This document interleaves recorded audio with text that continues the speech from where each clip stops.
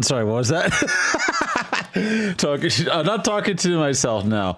At some point, I might watch Phil's take on this stupid shit, but I'm gonna rewatch the direct first because I missed a lot of it the first time because I was watching somebody restream it, and I also was at work while they were restreaming it, so I missed a good chunk of it. So I'm only really looking at like the stuff that I kind of didn't get a good grip on, and there are some things that I haven't pointed out post conference, whatever this was, that I am not a fan of, but we're going to be what is it? I don't know. I'll talk about that too, because there is some shit that came out afterwards that I'm like, but I don't know. It looks, the console looks good and looks like it's got a good lineup at launch. It's just, I don't know. Some of the decisions they're making are very, very weird. So where the hell is my window at? Give me a second. I had to figure out where I put my fucking window. I might have closed it by mistake. So we're gonna see if I could do it that way. Okay, yeah, I could just got it. I got my window back. I got my window back. All right, so yeah, we're just gonna go right into this. There are the only things I'm really excited for. I think we're like announced at the beginning of it, and they also talk about the new FromSoft thing, which looks pretty good too. See, it's I might speed through this though, not exactly sure. It is an hour long, so I might do a 1.25 speed or something like that, just to get through some of the stuff that I don't really care about. Yeah, 1.25 speed. That's fine.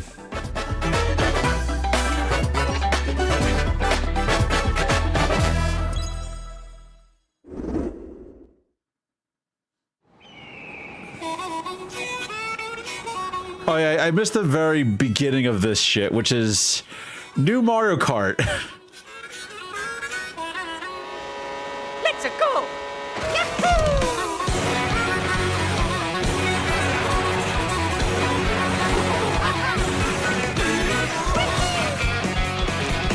Which it looks like Mario Kart.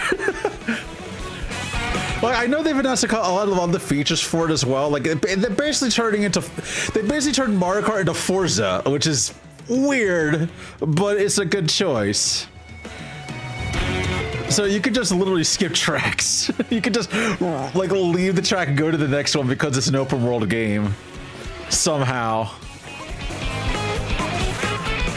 I do like how, like, okay, you actually have, okay, they have grinding and actually like wall riding too. Also the cow. The Moo cow. Okay, they added in a lot more carriage, which I have not seen yet.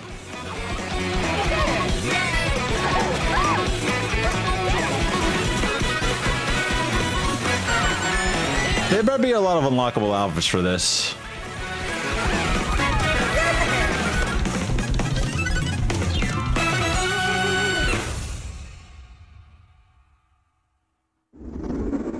Hello everyone, I'm Koichi Kawamoto, and I'll be one of your guides for today's Nintendo Direct. I'm the producer for Nintendo Switch 2.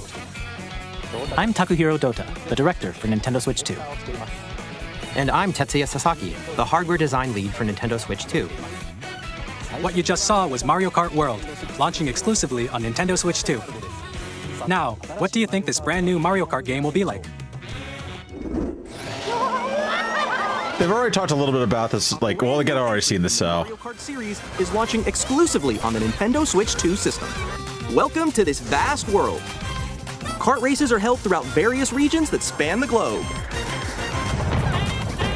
Depending on the time of day and weather conditions, the atmosphere will change. Okay, I like that out for King Boo, at least. That's really good. And in this Mario Kart game, you can go off the racetrack and drive virtually everywhere in this world. Jeez. Yeah, literally drive fucking anywhere. Classic Grand Prix, race through 4 courses in a bid for first place. But don't sleep at the wheel. You'll also drive to the next course as part of the competition. With 24 drivers in each race, the most in series history, the competition is gearing up. Introducing Knockout Tour. Race non-stop from one corner of the world to another. There are multiple checkpoints along the way. If you're below the placement shown when you hit a checkpoint, you'll be eliminated. That's actually a really cool mode. And I probably would enjoy that one a lot, but I don't know. It might get super competitive online. Not exactly sure. Freely drive around this vast world in free roam. By going off-road, you can explore new areas and routes. So drive wherever your heart takes you. Yeah, again, people have compared this to, what is it? Forza, the new Forza games. I think it's like Forza. I forget which new Forza it is, but still.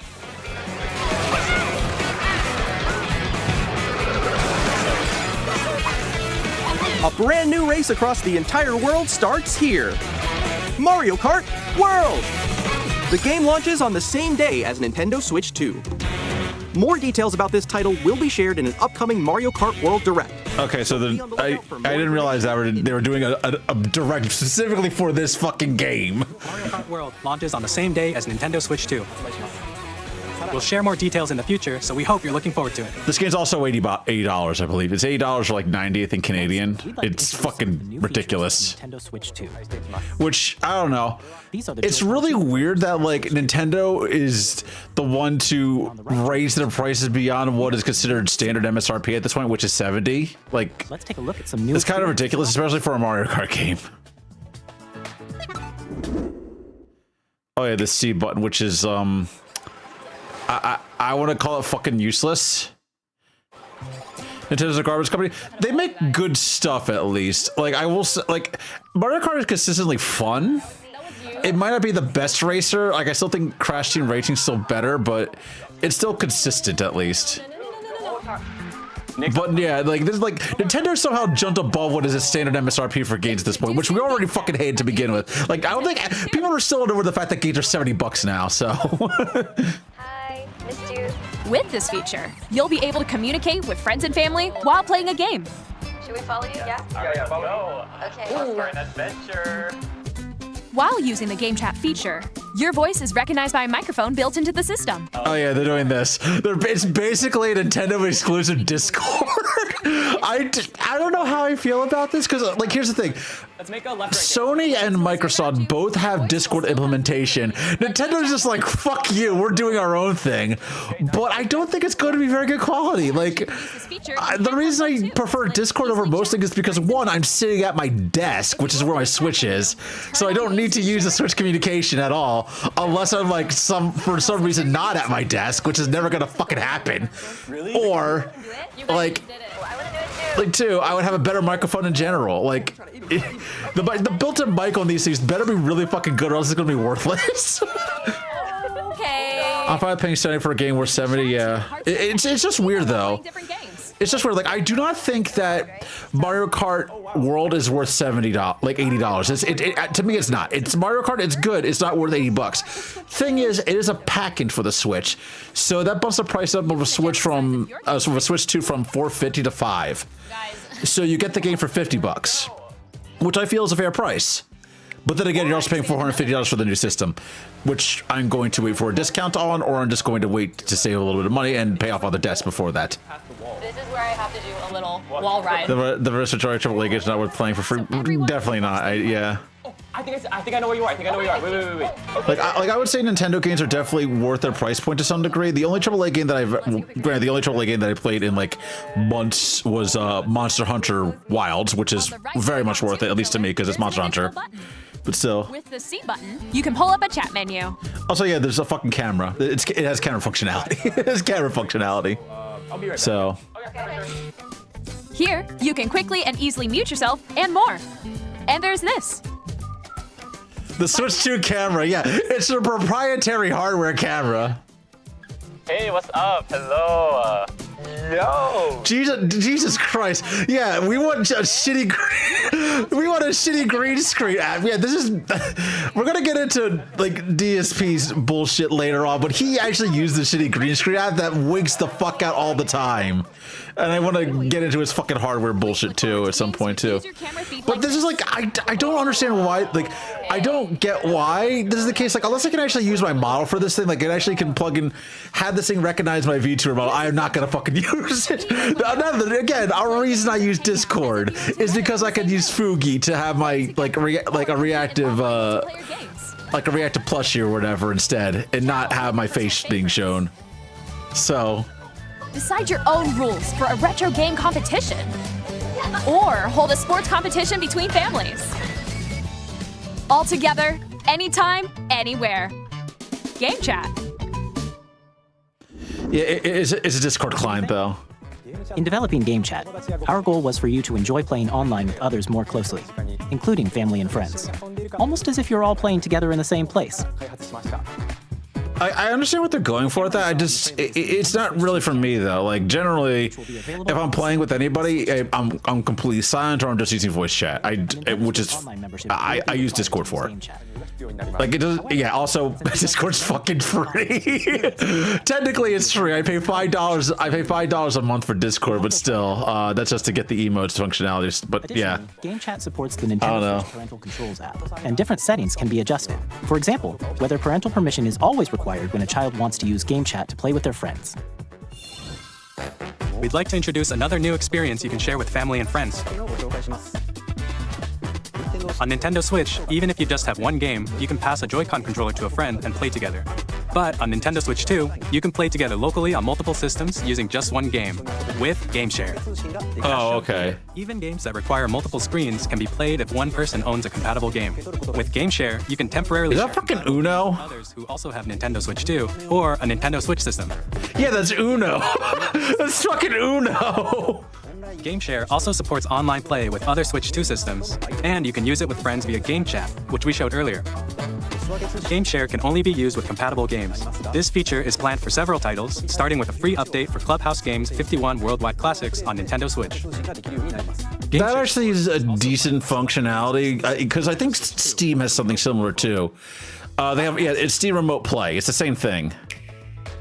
We'd like to show you the Nintendo Switch 2 system itself. Please take a look.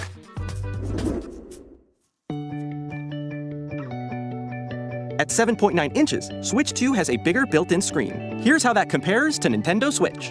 The system's thickness remains the same. With approximately double the pixels compared to Switch, you can enjoy games in greater detail on the 1080p screen. Okay, but how about docked mode? 1080p on a fucking mobile device is still pretty good, but the problem I still have with the Switch in general, and I had this problem with the Switch as well, the base Switch, it's too fucking big. And this has not solved that problem. The Switch 2 is still too fucking big. It's even bigger now. It's no longer portable. You can't just shove it in your fucking pocket. All new Joy-Con 2 controllers connect magnetically. Strong magnets keep the controllers firmly attached to the system. Detach your controller easily by pressing the release button on the back. Okay, so the magnets are actually, like, not shitty. That was one thing that I was worried about. The magnets were actually bad. When playing with a Joy-Con 2 held horizontally. The left and right sticks are now larger.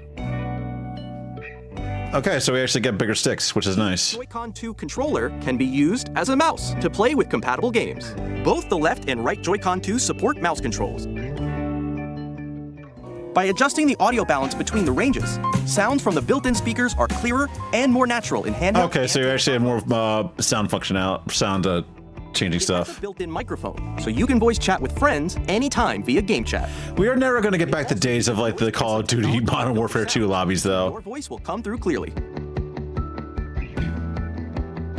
Even if you don't have a surround sound system, games can be enjoyed with more immersive, three-dimensional sound, as if it were coming from all around you.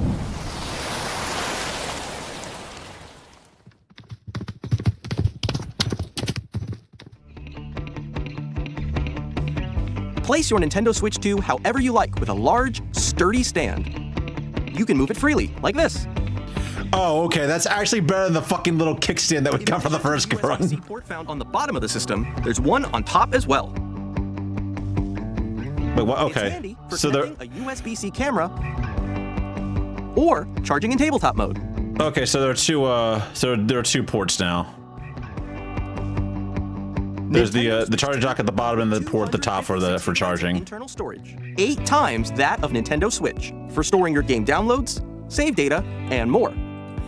Okay, I remember this being a talking point when I was watching Phil earlier today, and he got really pissed about it. But the thing is he doesn't realize about this because he hasn't used the Switch in ages, is the fact that Nintendo's games are very, very, very well optimized in terms of storage capacity. Xenoblade Chronicles 1, 2, and 3 can all fit on the same console with no problem. It's like the total space of those games are like 8 to 10 gigabytes a piece. It's fucking ridiculous. But yeah, because the Switch 2 is a fully downloadable online console, storage space they need to be a little bit bigger. 256 is fine, and then I think they're using for additional memory in the system, they are requiring the use of, I'm trying to think. It was a micro SD Express, I believe, is what they're using for additional storage space, which is fine. You can get a 256 for a total of 512 for about like $40, I believe. You can get another card about that size for external storage. It's not that bad of a price, but even then, it's just like, what games would I even download on the Switch? Because I wasn't really having. I'm not sure if I actually did get an SD card for my regular Switch to keep things onto it. I was having some storage space, but that's because I also downloaded some very large games. But this isn't that bad. It's just, it depends on what the actual first-party titles are going to be, because that's the only thing I'm going to be using Switch for. I'm going to be using it for Mario Kart, Donkey Kong, Metroid, whatever. But yeah. Reading and writing data is also faster. Okay, 4K support on the dock.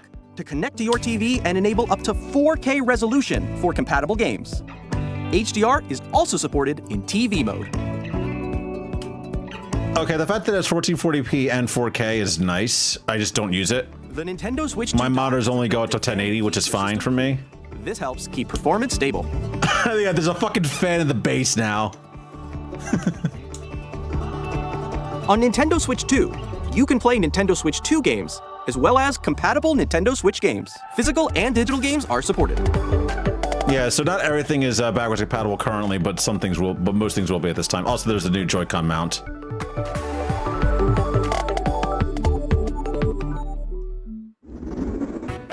As you just saw, Nintendo Switch 2 isn't simply an improved Nintendo Switch.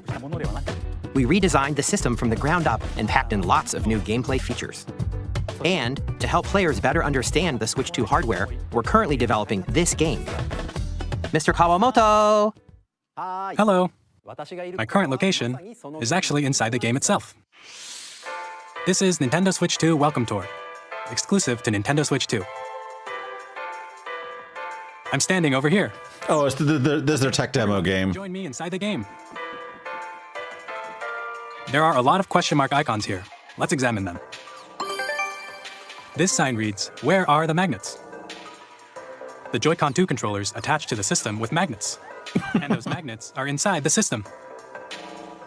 The SL and SR buttons on the Joy-Con 2 are made of metal, so that's how they attach to the system. A magnetic circuit is formed between them, so they won't easily detach. Through examining signs like these, you can discover all sorts of secrets about Nintendo Switch 2. Another example, or just taking apart the fucking hardware, which is easy enough to do with a certain kind of key. Do something like this. You can adjust the position of the golf club and aim for the cup by rotating the Joy-Con 2. By combining the mouse controls and gyroscopes, things like this are possible. There are secrets to discover even as you're playing minigames and tech demos. Some of the secrets range from the unique features of the system to tiny details you might not notice until they're pointed out. There are plenty. Nintendo Switch 2 Welcome Tour will launch as a paid digital game on the same day as Nintendo Switch 2. So please check it out if you're interested. Okay, so they're actually charging for a fucking tech demo. Regarding Nintendo Switch 2. Which is weird as hell. Game card for Nintendo Switch 2 titles. Look at this. It's the same shape as Nintendo Switch game cards, but it's now red, and it has much faster data reading speeds. It's also not the full game. Is additional storage. Switch 2 will only work with micro SD Express cards. They're a different type of SD card and will make high-speed data transfers possible. Yeah, these things are not that hard to find, and they're also pretty cheap. The regular micro SD cards used for Nintendo Switch will not be compatible. Additionally, to transfer data from Switch to Switch 2, you can log into your Nintendo account to use the System Transfer feature. With this feature, you can transfer save data, digital games, and more. We're also releasing a new Pro Controller. It has a C button, which launches Game Chat, and on the back, there are new GL and GR buttons, which you can use to assign existing button controls. Okay, so they actually have paddles. That's one thing I was like confused about, like what the G buttons are, but they're paddles. And after today's presentation, the official Nintendo Switch 2 website will go live. There will also be an Ask the Developer article on the website, where the three of us will talk about the development of Nintendo Switch 2. We hope you'll check that out as well. I wonder what they're going to talk about why it took so fucking long. Nintendo Switch 2 launch date. Nintendo Switch 2 launches on June 5th. We're very much looking forward to the day when you all get to experience it. Yeah, this is very close. It's like what 2 months away. Now, I am definitely not going to get one at launch though. I am not going to get one at launch because I had debts to pay. the first type is Nintendo Switch 2 games. These games take advantage of the performance and features of Switch 2. The second type is compatible games that were released on Nintendo Switch. Nintendo Switch 2 Edition games are the third type. Some games that were released on Switch will receive upgraded versions that offer things like improved visuals, unique ways to play on Switch 2, and more. Yeah. Now, I'd like to show you the Nintendo Switch 2 Edition of Super Mario Party Jamboree. Please take a look. Yeah, they added some more functionality to Mario Party 2, or Mario Party Jamboree, which is... Super Mario Party Jamboree. I don't know. More ways to ruin your friendships. On the base game and adds new features. For some of it, yeah, there is like some highlights, but that's funny enough. The highlights are like the stuff that has nothing to fucking do with Nintendo. That's the best part. The best part of this Nintendo conference are when they stop talking about Nintendo. Let's check out 3 new and updated modes. First up is Mario Party mode. We'll get to those eventually, though. We will get to those eventually, and I will be happy to see them again. You'll be able to see each other's faces as you play, so you can experience all the reactions and emotions in real time. Or Yeah, this is I don't know. online. I fucking hate it. I don't understand the purpose of it. I feel like this is made for most of the Japanese audience because people, I don't know. This is something that we would not do in the Western world. And compete in other minigames using full body movement and sound. Finally, take a ride on the mouse-controlled carnival coaster. With the safety bar lowered and secured, you're off. Go! Use mouse controls to shoot down enemies while you feel the bumps and rumbles of the coaster. I mean, the thing is, the worst part about the whole, like, I understand the mouse functionality is actually really cool for the Switch 2 controllers, but the thing is, that is the most uncomfortable fucking mouse I've ever fucking seen. The thrill of these intuitive minigames. Like, it does not look ergonomic at all. Minigames that use a camera, the built-in microphone, mouse controls, and rumble. The biggest party yet is getting even bigger. Super Mario Party Jamboree, Nintendo Switch 2 Edition, plus Jamboree TV, launches on Nintendo Switch 2. I would want to go to Phil at this point, but nah, we'll wait. I do know he fucking, like, got really, I don't know, he was just very pissy about eating a fucking Big Mac today. An upgrade pack. He bought the Minecraft meals, Look forward to a new the Minecraft Happy Meals, and got pissy about it. while playing. Let's continue presenting some more Nintendo Switch 2 Edition games. Also, yeah, remember, this is spelled out to 1.25 speed, so we're getting through it pretty quickly. And The Legend of Zelda Tears of the Kingdom feature enhanced resolution and frame rates. Okay, so yeah, now they can actually play on the same frame rate and the same frame rate and resolution as you could on the PC versions of the game. Plus, you can get even more out of your adventures in Hyrule using Zelda Notes. The what? This new feature can be accessed via the Nintendo Switch app on smart devices. Oh, okay. It's a game-specific service that's exclusive to the Switch 2 editions of these titles. For example, it can help guide you to various locations, like shrines and Koroks you haven't found yet. Oh, it's literally a game guide as a phone app. That's what this is. It's a game guide on your fucking phone. You can share your creations using QR codes and send them to another player to create in their game. Okay, that's actually pretty cool though. That like actually sharing your blueprints is nice. We hope these features will make your adventures even more enjoyable.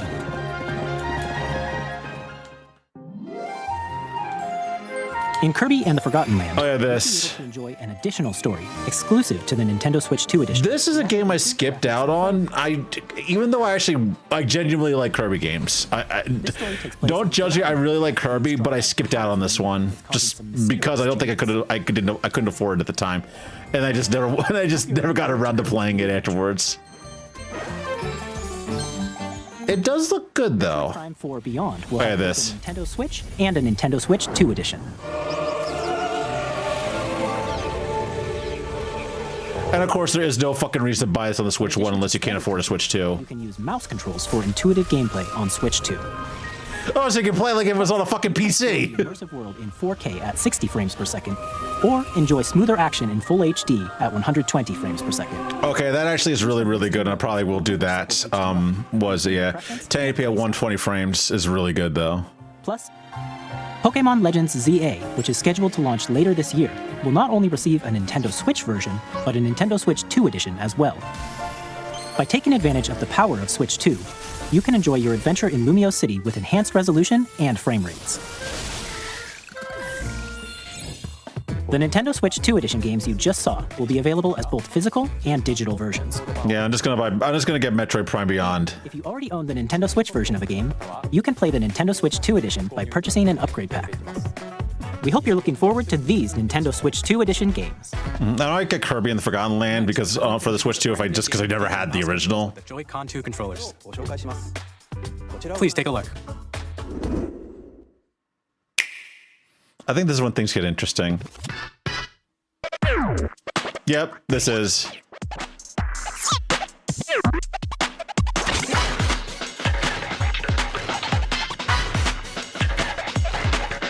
We got Rocket League wheelchair basketball.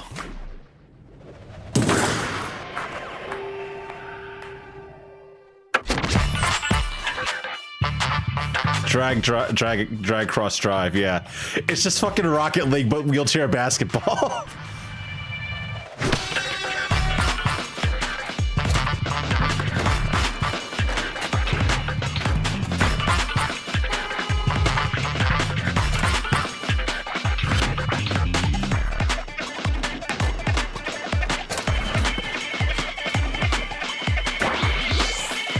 Depending on how, like, this looks like it could be very simple, but it might be more complicated than it seems.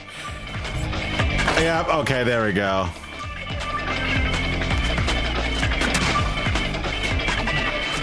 Who's developing this anyway? This actually looks really good though. Yeah, Summer 25. In Drag and Drive, you'll use both Joy-Con 2 controllers as mice to intuitively pull off various moves.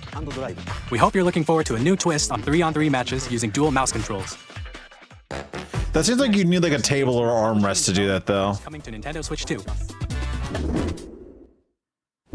I have long observed the land. Oh yeah, here we go. we got an Elden Ring port. You can see them, can't you? The rays of grace that guide you through your burden. Okay, so who the hell was that?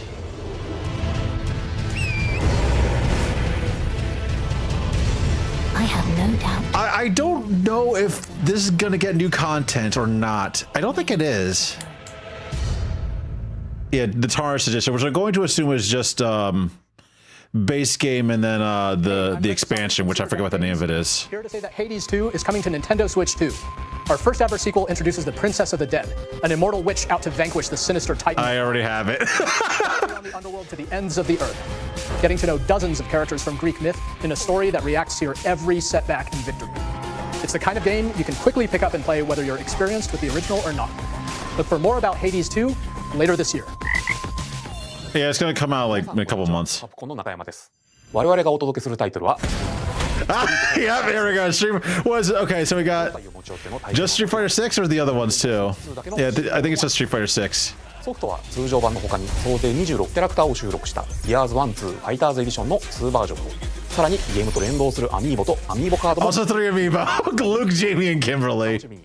Apparently they're still making Amiibo. I didn't realize that, but whatever. Boot sequence. Weapon safety mechanism confirmed. All operating at normal levels. Testing data link with spine. Normal. Commencing launch. After 2 long wars where our freedom was restricted, we will finally be liberated. What the hell is this? I didn't see this when I was watching the thing. I'm for sale, and you're buying. Rebels! Thanks for the warm welcome! This planet will be ours.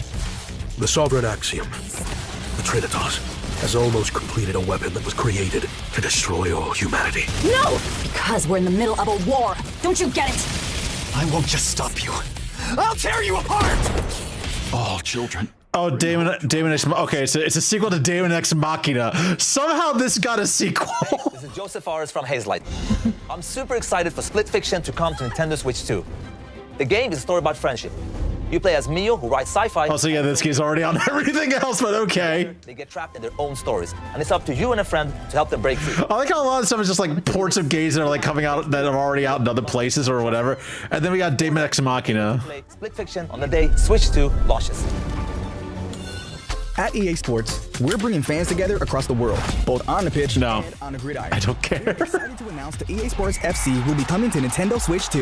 Madden NFL will also be arriving on the Nintendo platform. I think EA Sports is a soccer. Yeah, EA Sports Football Club. Hi, I'm Alan Tu from Avalanche Software. We are bringing Hogwarts Legacy to Nintendo Switch 2. With enhanced graphics and seamless world. This game is what, like 3 years old? Wizarding World like never before.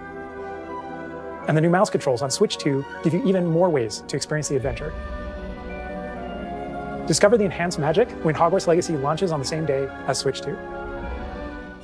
Captain, is that mic supposed to be on? Okay, this is actually pretty cool, was the new Tony Hawk game, but again, it's gonna be on everything else. I'll just play on something else. I have 3 and 4 on a PS5. I could probably also get 3 and 4 on Steam if I want to.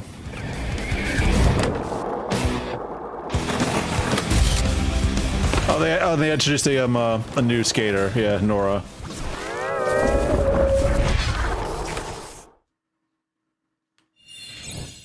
Hello, this is Christian Elberdam from IO Interactive. We are bringing our flagship title, Hitman World of Assassination, to Nintendo Switch 2. As the best assassin in the trade, Agent 47 does everything he can to accomplish his mission. And how each mission progresses will vary depending on the player's imagination.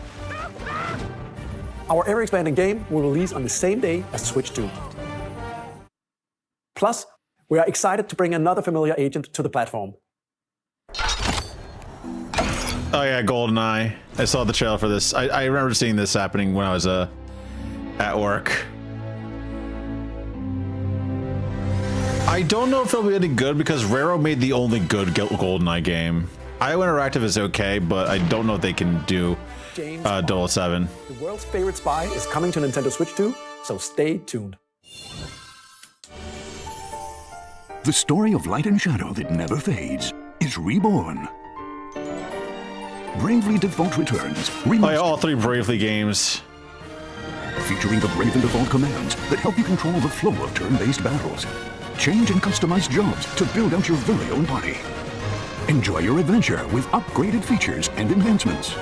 And all new minigames with unique ways to play. Square Enix presents the classic fantasy RPG, Bravely Default Flying Fairy HD Remaster. Set foot in Luxembourg as a warrior of light once more. Oh, it's just the first game. Oh, so yeah, we got, was it? Like a Dragon Zero. Yeah, Yakuza 0. 1988年、東京と大阪、2つの歓楽街を舞台に土地を巡る争奪戦が勃発。伝説の始まりを追加シーンとともにお楽しみください。発売日は Nintendo Switch 2の発売と同じ日です。今後のシリーズ展開にもぜひご期待。It looks so fucking crunchy though. It doesn't look good. I'm not sure that's just because how the game looks in general, but I don't know. Developed in collaboration with Nintendo. Please take a look.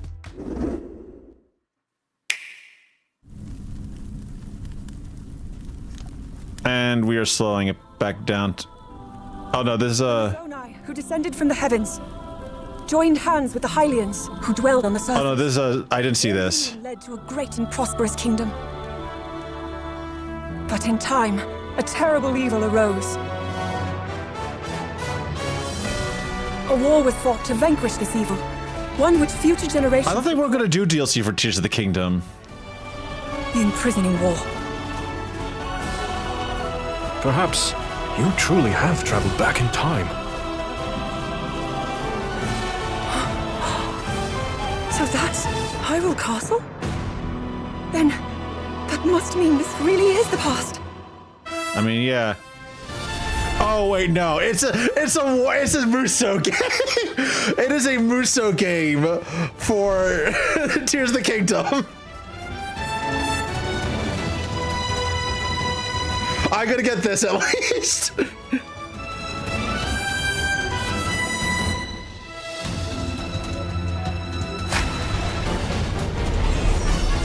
Yeah, Hyrule Warriors Age of Imprisonment. So yeah, I'm gonna get that at least. I'll have to save some money to get the Switch too, though. Hyrule Warriors Age of Imprisonment. Around that time, It's but being yeah. developed by Koei Tecmo Games. I think I did do a full completion of Hyrule Warriors Age of Calamity. I didn't get the DLC, but the DLC didn't really have much there. And now, some news about Nintendo Switch Online. You can continue to enjoy Nintendo Switch Online on Switch 2. Kind of weird there's no link, though. Plus expansion pack. You can enjoy a new membership benefit exclusively on Switch 2. Please take a look at this.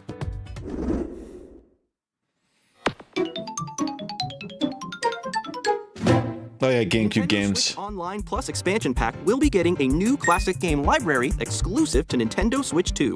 Nintendo GameCube, originally released in 2001. Here are the titles that will be available at launch. A Legend of Zelda game that looks like a cartoon come to life through cell shading.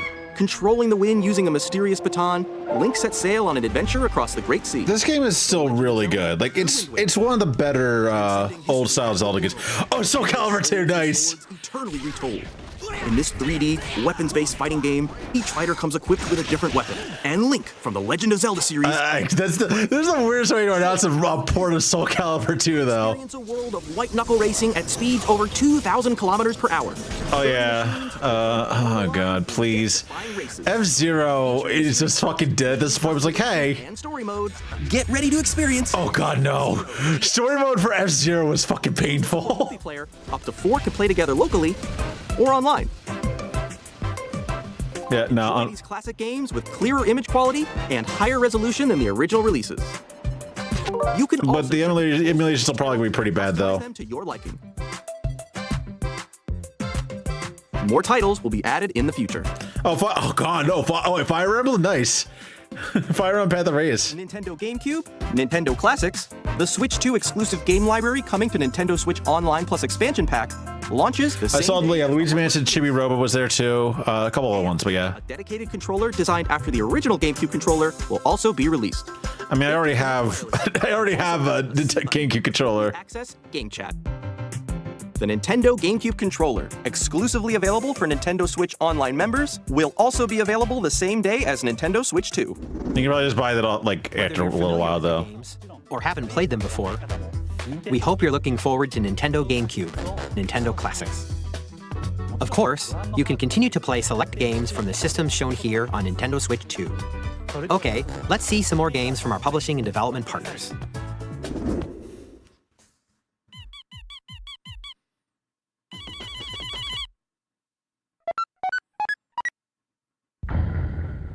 Yeah, Deltarune Chapters 3 and 4 are getting a Switch 2 port.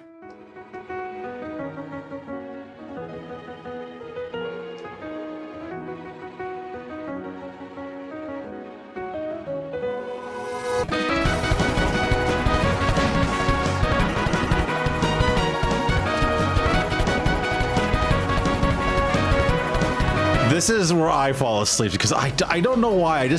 I don't like Toby Fox's games at all. I feel nothing when looking at those games. I feel fucking nothing. Randy from Gearbox. Borderlands 4, our upcoming flagship Borderlands game, will launch on Nintendo Switch 2. Borderlands is back. Loot and shoot your way through a world filled with wild enemies and outrageous weapons. Hopefully the story's better, but even then, the gunplay's still fine. I think it's gonna be like a 200 gigabyte game though. We'll be sharing a lot of the game in the months ahead, and there's more from 2K on the way. Hi, I'm Dennis Shirk from Firaxis Games. we're releasing a Nintendo Switch 2 edition of Sid Meier's Civilization 7. Has the game been fixed though? If you haven't fixed the game, then there's no fucking point. Players can enjoy a more intuitive gameplay experience. Civ 7 launches on the same day as Switch 2. And if you already own the Nintendo Switch version, you can experience mouse controls on Switch 2 by purchasing the upgrade. Or you can just play it on PC like it's intended. Even more news from 2K. Hi, I'm Lionel Jinx. And I'm Ben Bishop. Our final announcement for today is that WWE 2K is coming to Nintendo Switch 2. Plus NBA 2K as well. We can't wait to see you in the ring. And on the court. Oh my god. No, okay, I hate sports kids, whatever. 4 kids find this old tattered man. Off they went armed with nothing but youthful enthusiasm and a profound lack of preparation. Boom!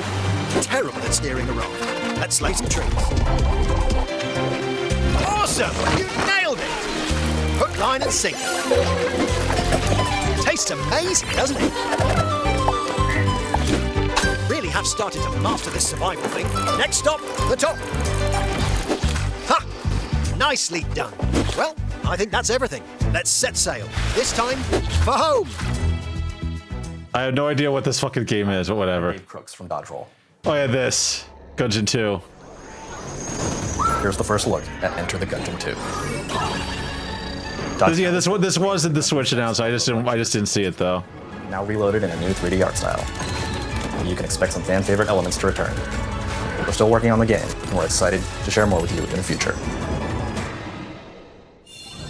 Looks great. I love it. I want to play it, but I'm probably just gonna play it on PC.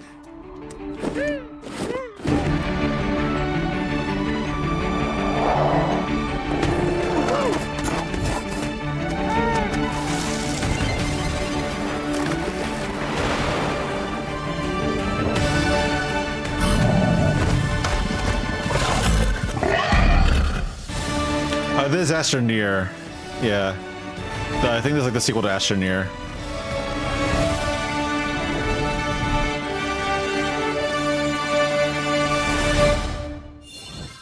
Hello, my name is Adam Badowski from CD Projekt Red. We are delighted to bring the immersive world of the dark future to Nintendo players for the first time. Cyberpunk 2077 is an open-world action-adventure RPG set in Night City.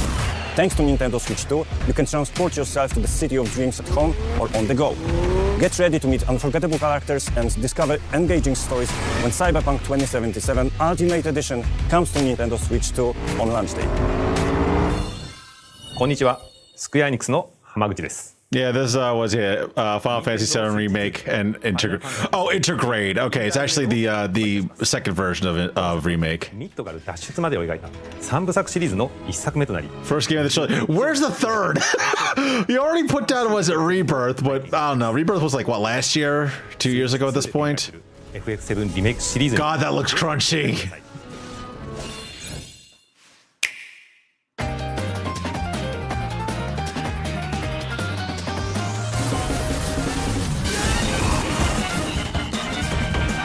Zendaya is okay. Kisugami. So yeah, Hollow Knight Silk Song this year. Stealth drop. So, oh yeah, by the way, Silk Song is this year. Like, okay, that's you didn't have anything to show us, Team Cherry, please. Oh, a remake of Wild Hearts. Nice. And then Witchbrook, we already know about this. Puyo Puyo Tetris 2 West. Jesus, no, that game is fucking hell. Okay, that's also a game coming out on every other consoles. WoW is already out. Civ 7, Gungeon. Nobunaga's Ambition. This is okay, and then Fast Fusion, which God, that's an F-Zero game. Shadow Labyrinth, which is again fucking also a Rider remaster. The Somnium Files Reanimal, which is that looks like it's Little Nightmares.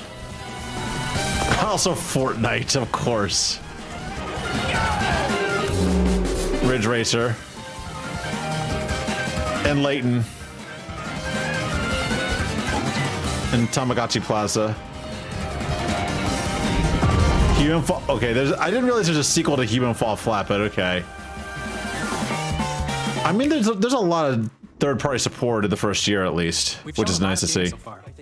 The next game will be the last from our publishing and development partners. Please take a look. I'm slowing this down to normal speed. This trailer actually deserves respect. I was so confused at what this was when I first saw it.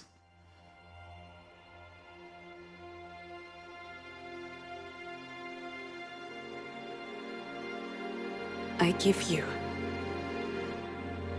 my blood.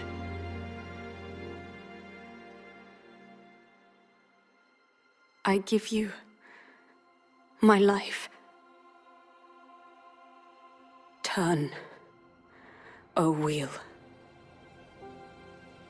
and transport him to a night of moonlight, to humanity's very dusk.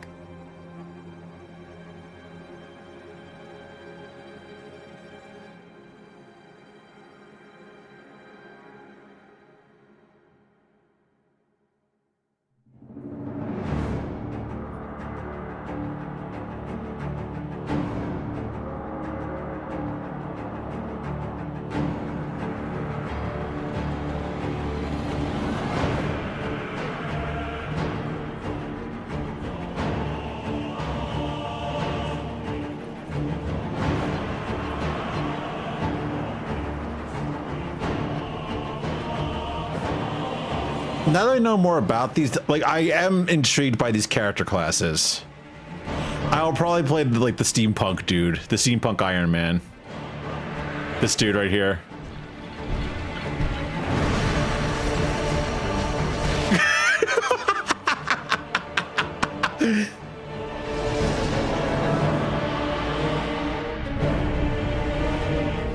Also, yeah, Emil's right there. Also, what the fuck is this dude?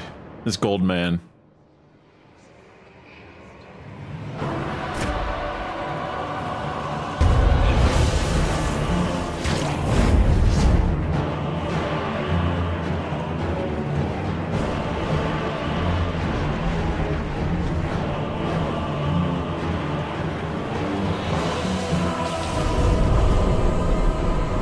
Close your eyes and contemplate now the moon, as befits the soon to depart.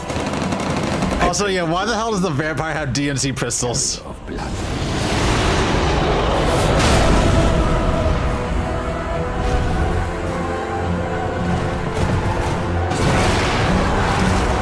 And Dinosaur Man.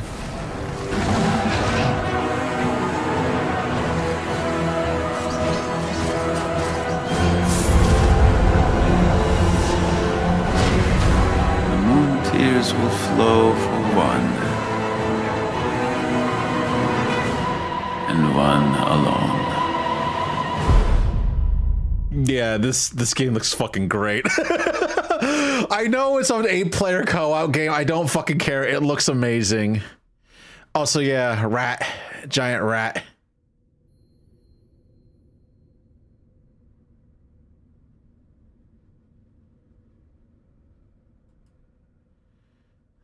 Let's see if I can, nope. What you just saw was a brand new game by From Software. We'll be publishing a creator's voice article where the game's director, Hidetaka Miyazaki, will share more details about the game. So please check it out when it's available. That I actually want to read. That's all from our publishing and development. When the Miyazaki interview, because I want to know what they're thinking when they came out with that game. As well as our publishing and development partners who prepared footage for this presentation. In addition to what you saw today, our partners are working on many games coming to Nintendo Switch 2. We'll showcase more games in the future, so we hope you're looking forward to it. Next, please take a look at this. I think this is the Donkey Kong game, because I know they ended the conference with Donkey Kong.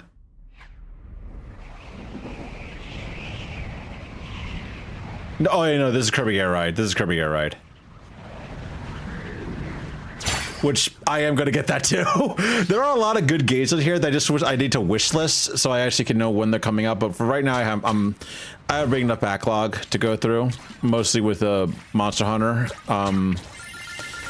when Hades 2 goes gold, I had to go through that as well to get to the actual ending of it.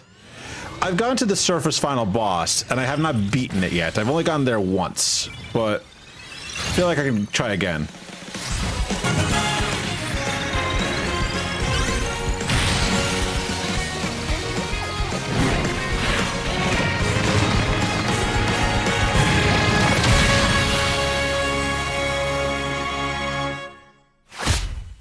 Yeah, Kirby Air Rider. Yeah, Kirby Air Rider was such a good game when it came out. And yeah, this is the thing that Masahiro Sakurai has been working on for a little while, because he started working on Smash, so he's now doing this instead. Sometime this year. Probably holiday season. Which originally released on the Nintendo GameCube system over 20 years ago, is getting a brand new game. We hope you're looking forward to Kirby Air Riders, directed by Masahiro Sakurai. Next is our last trailer for today. Please take a look. Yeah, this is Donkey Kong.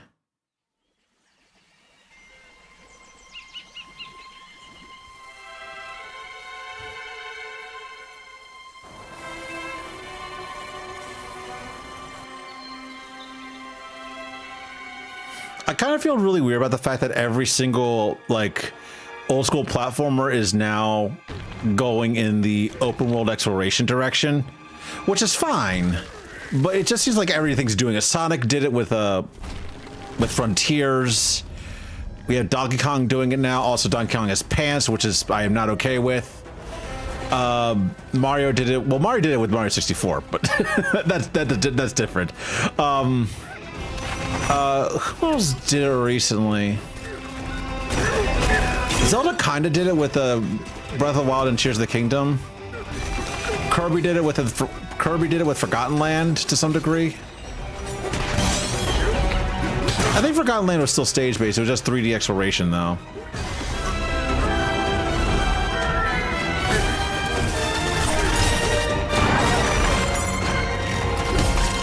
Also, oh, that's Jungle Japes. That's the first Jungle Japes.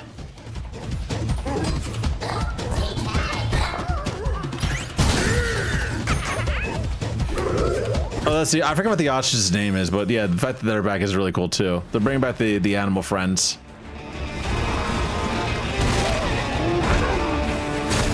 Oh yeah, the boss designs are really good too. Especially that I think that is a macaque or something.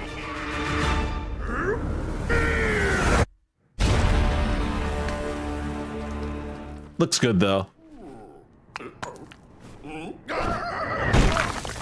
The old school design is really nice to see too. That was a brand new 3D platforming action game starring Donkey Kong, called Donkey Kong Bonanza. With incredible strength, smash through enemies. And this game is $80. This game is $80, which is insane. Massive underground world. More details will be shared in the future. We hope you're looking forward to it.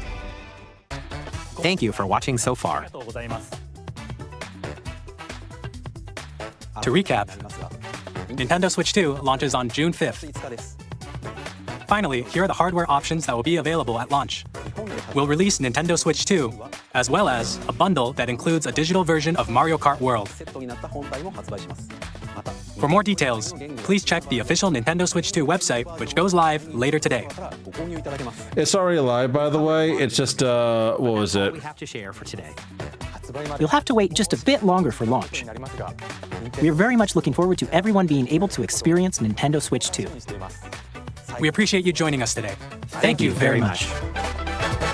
Yeah, and I understand that people are still upset about MSRP, but it's whatever. There's not really much they can do about that.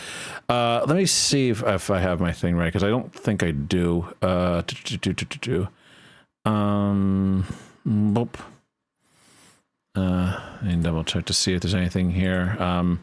Because I do know, I want to talk about DSP's take on it.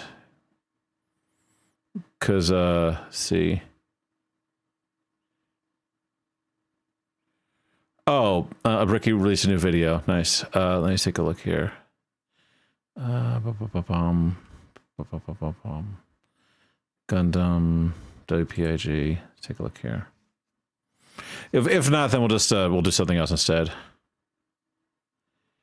Oh, yeah. Oh yeah. He ate 3 fucking Happy Meals. somehow.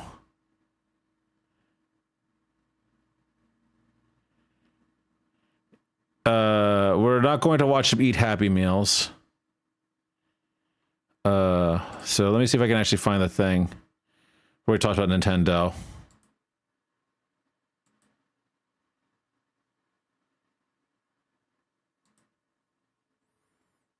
Okay, let me take a look here. So how long does this go on for?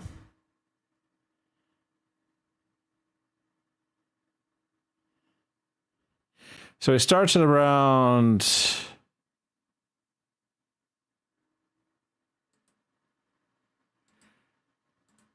Okay, starts at around 108. And he goes on for... God, a fucking hour. Longer than that. He goes on for the entirety of the fucking pre-stream. And I guess we're in for the long haul.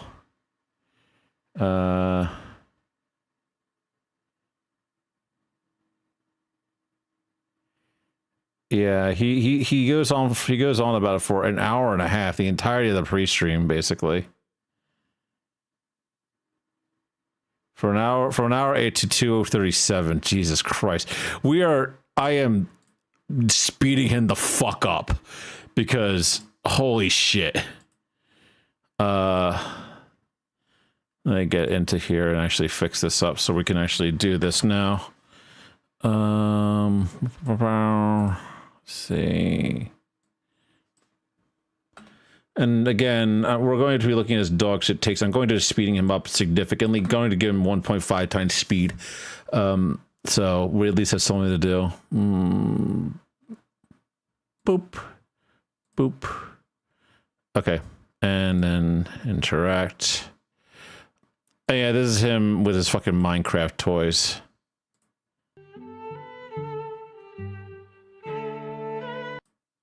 With all of you. Thanks for supporting BC. Here we do.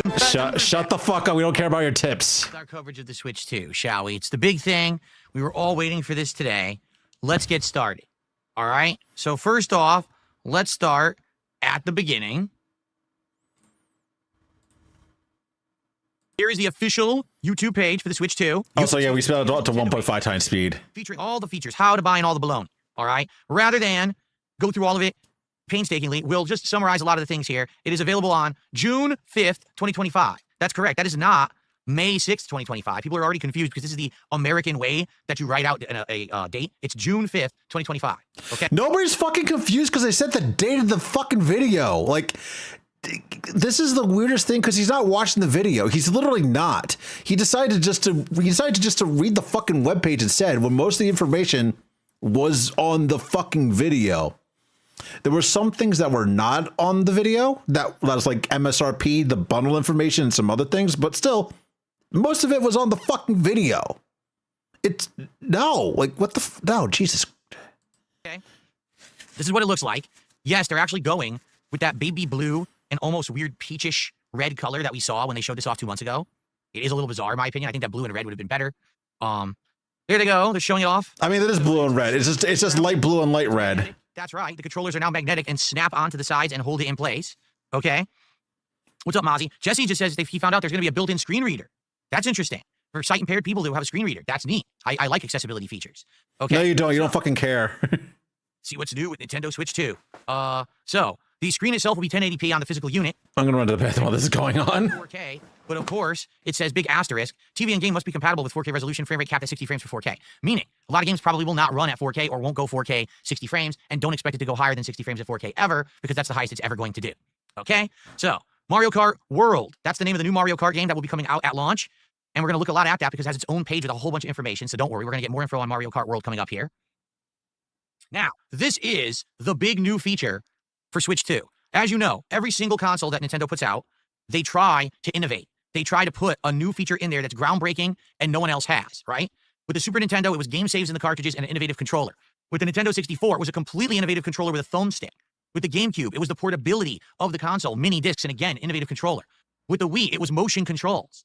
With the Wii U, it was a gamepad that had a built-in touchscreen. And with the Switch, it was a hybrid console that was part portable, part home console. So what is the big innovative feature of the Switch 2? This is it. This is what we were wondering what it would be. We were talking about this 2 months ago. Did they forego innovation? Well, here it is. It is the C button, also known as Game Chat. So what is Game Chat and how is it implemented in the Switch 2? Well, first off, you need to buy the Nintendo Switch 2 camera to actually use it properly. Now, you could use it without the camera, but then all it's going to do is take your voice, and the Switch does have a built-in microphone, so it will take your voice, but ideally you want the whole set with the camera and the voice going together, okay? So, when you press the C button, what will end up happening is a new screen will open up, okay? So let's say you're playing online with a bunch of your friends in Mario Kart World, and you all have the camera, and you all have Nintendo Online, okay? You can press the C button, and what'll happen is your game will minimize, and then all these little screens will open up underneath that will basically show your face with the game. So what I'm literally doing right now with my setup, the AI background removal tool, that's actually what the Switch 2 will have built in with this chat or game chat feature. All right. Now, will this work with every game? I like how he just used to flex on the fucking hardware that he has, which is all shittily set up. Like his AI green screen is so fucking terrible. Like Jesus Christ, just get color correction or get a fucking green screen. Get like a green bed sheet. Now, can you imagine trying to use this in your living room when everyone's walking through and doing things, the lights are flickering, the sun's coming in? It's not going to be perfect, but it's an attempt to try to get this kind of technology implemented for the normal consumer, not someone who's a professional streamer who has a high-end $4,000 setup, but instead just a common person being able to jump on with friends. You don't need a $4,000 set to do this shit. You really don't. Like, my setup is not anything special. I literally, like, aside the most expensive thing in my setup is aside from the fucking computer is the model. But most people, you can just get by with a fucking like normal ass Logitech webcam, which is like maybe $100. Not even that. You don't need the fucking swivel cam with the AI green screen or whatever with the AI chroma key that does that stupid shit. Like literally, you could just do it pretty easily with like literally just a green bed sheet or whatever. It's not that difficult. But he's like, no, it's like, it's a professional creation, dude. It's a fucking like hodgepodge of bullshit. That's like like not even the most hobbyist of hobbyists would want in their setup. It's just fucking insane. Like I saw this part of it earlier today and then stopped watching because I had work, but that's about it. And have a face cam and have a microphone and have the game. I kind of get it. I think I do understand it, but a lot of people are kind of downplaying it and they're like, so it's basically Discord. Well, yeah, but it's also implementing the game. Discord is just your face, right? Or your voice. This is trying to actually implement the game as well. Now, is this what you don't need to do? It's not necessary. A full-on game streaming service, such as the ones that are built in to the Xbox X and PlayStation consoles? No. This is not, oh, you can broadcast your footage on the internet with your face cam. That's not what this is. This is only for social aspect use. So that is the discerning characteristic that's different. I could say, definitely for family members or friends, this is a great feature. For professional level stuff, you're probably never going to use it. You probably use your stuff you already have, like Discord or whatever. It's going to be better than what Nintendo's going to give you because it's hilarious that they show it looking like this. You know it's not going to work like this. You know it's never going to be this good with what they're going to have. Plus, as you know, this camera will probably be what, like $60?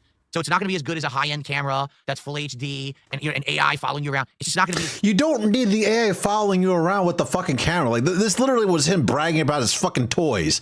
It's kind of pathetic, but then again, he's been pathetic for the past couple of weeks, ever since he got done over by Kino Casino and they decided to cut him off.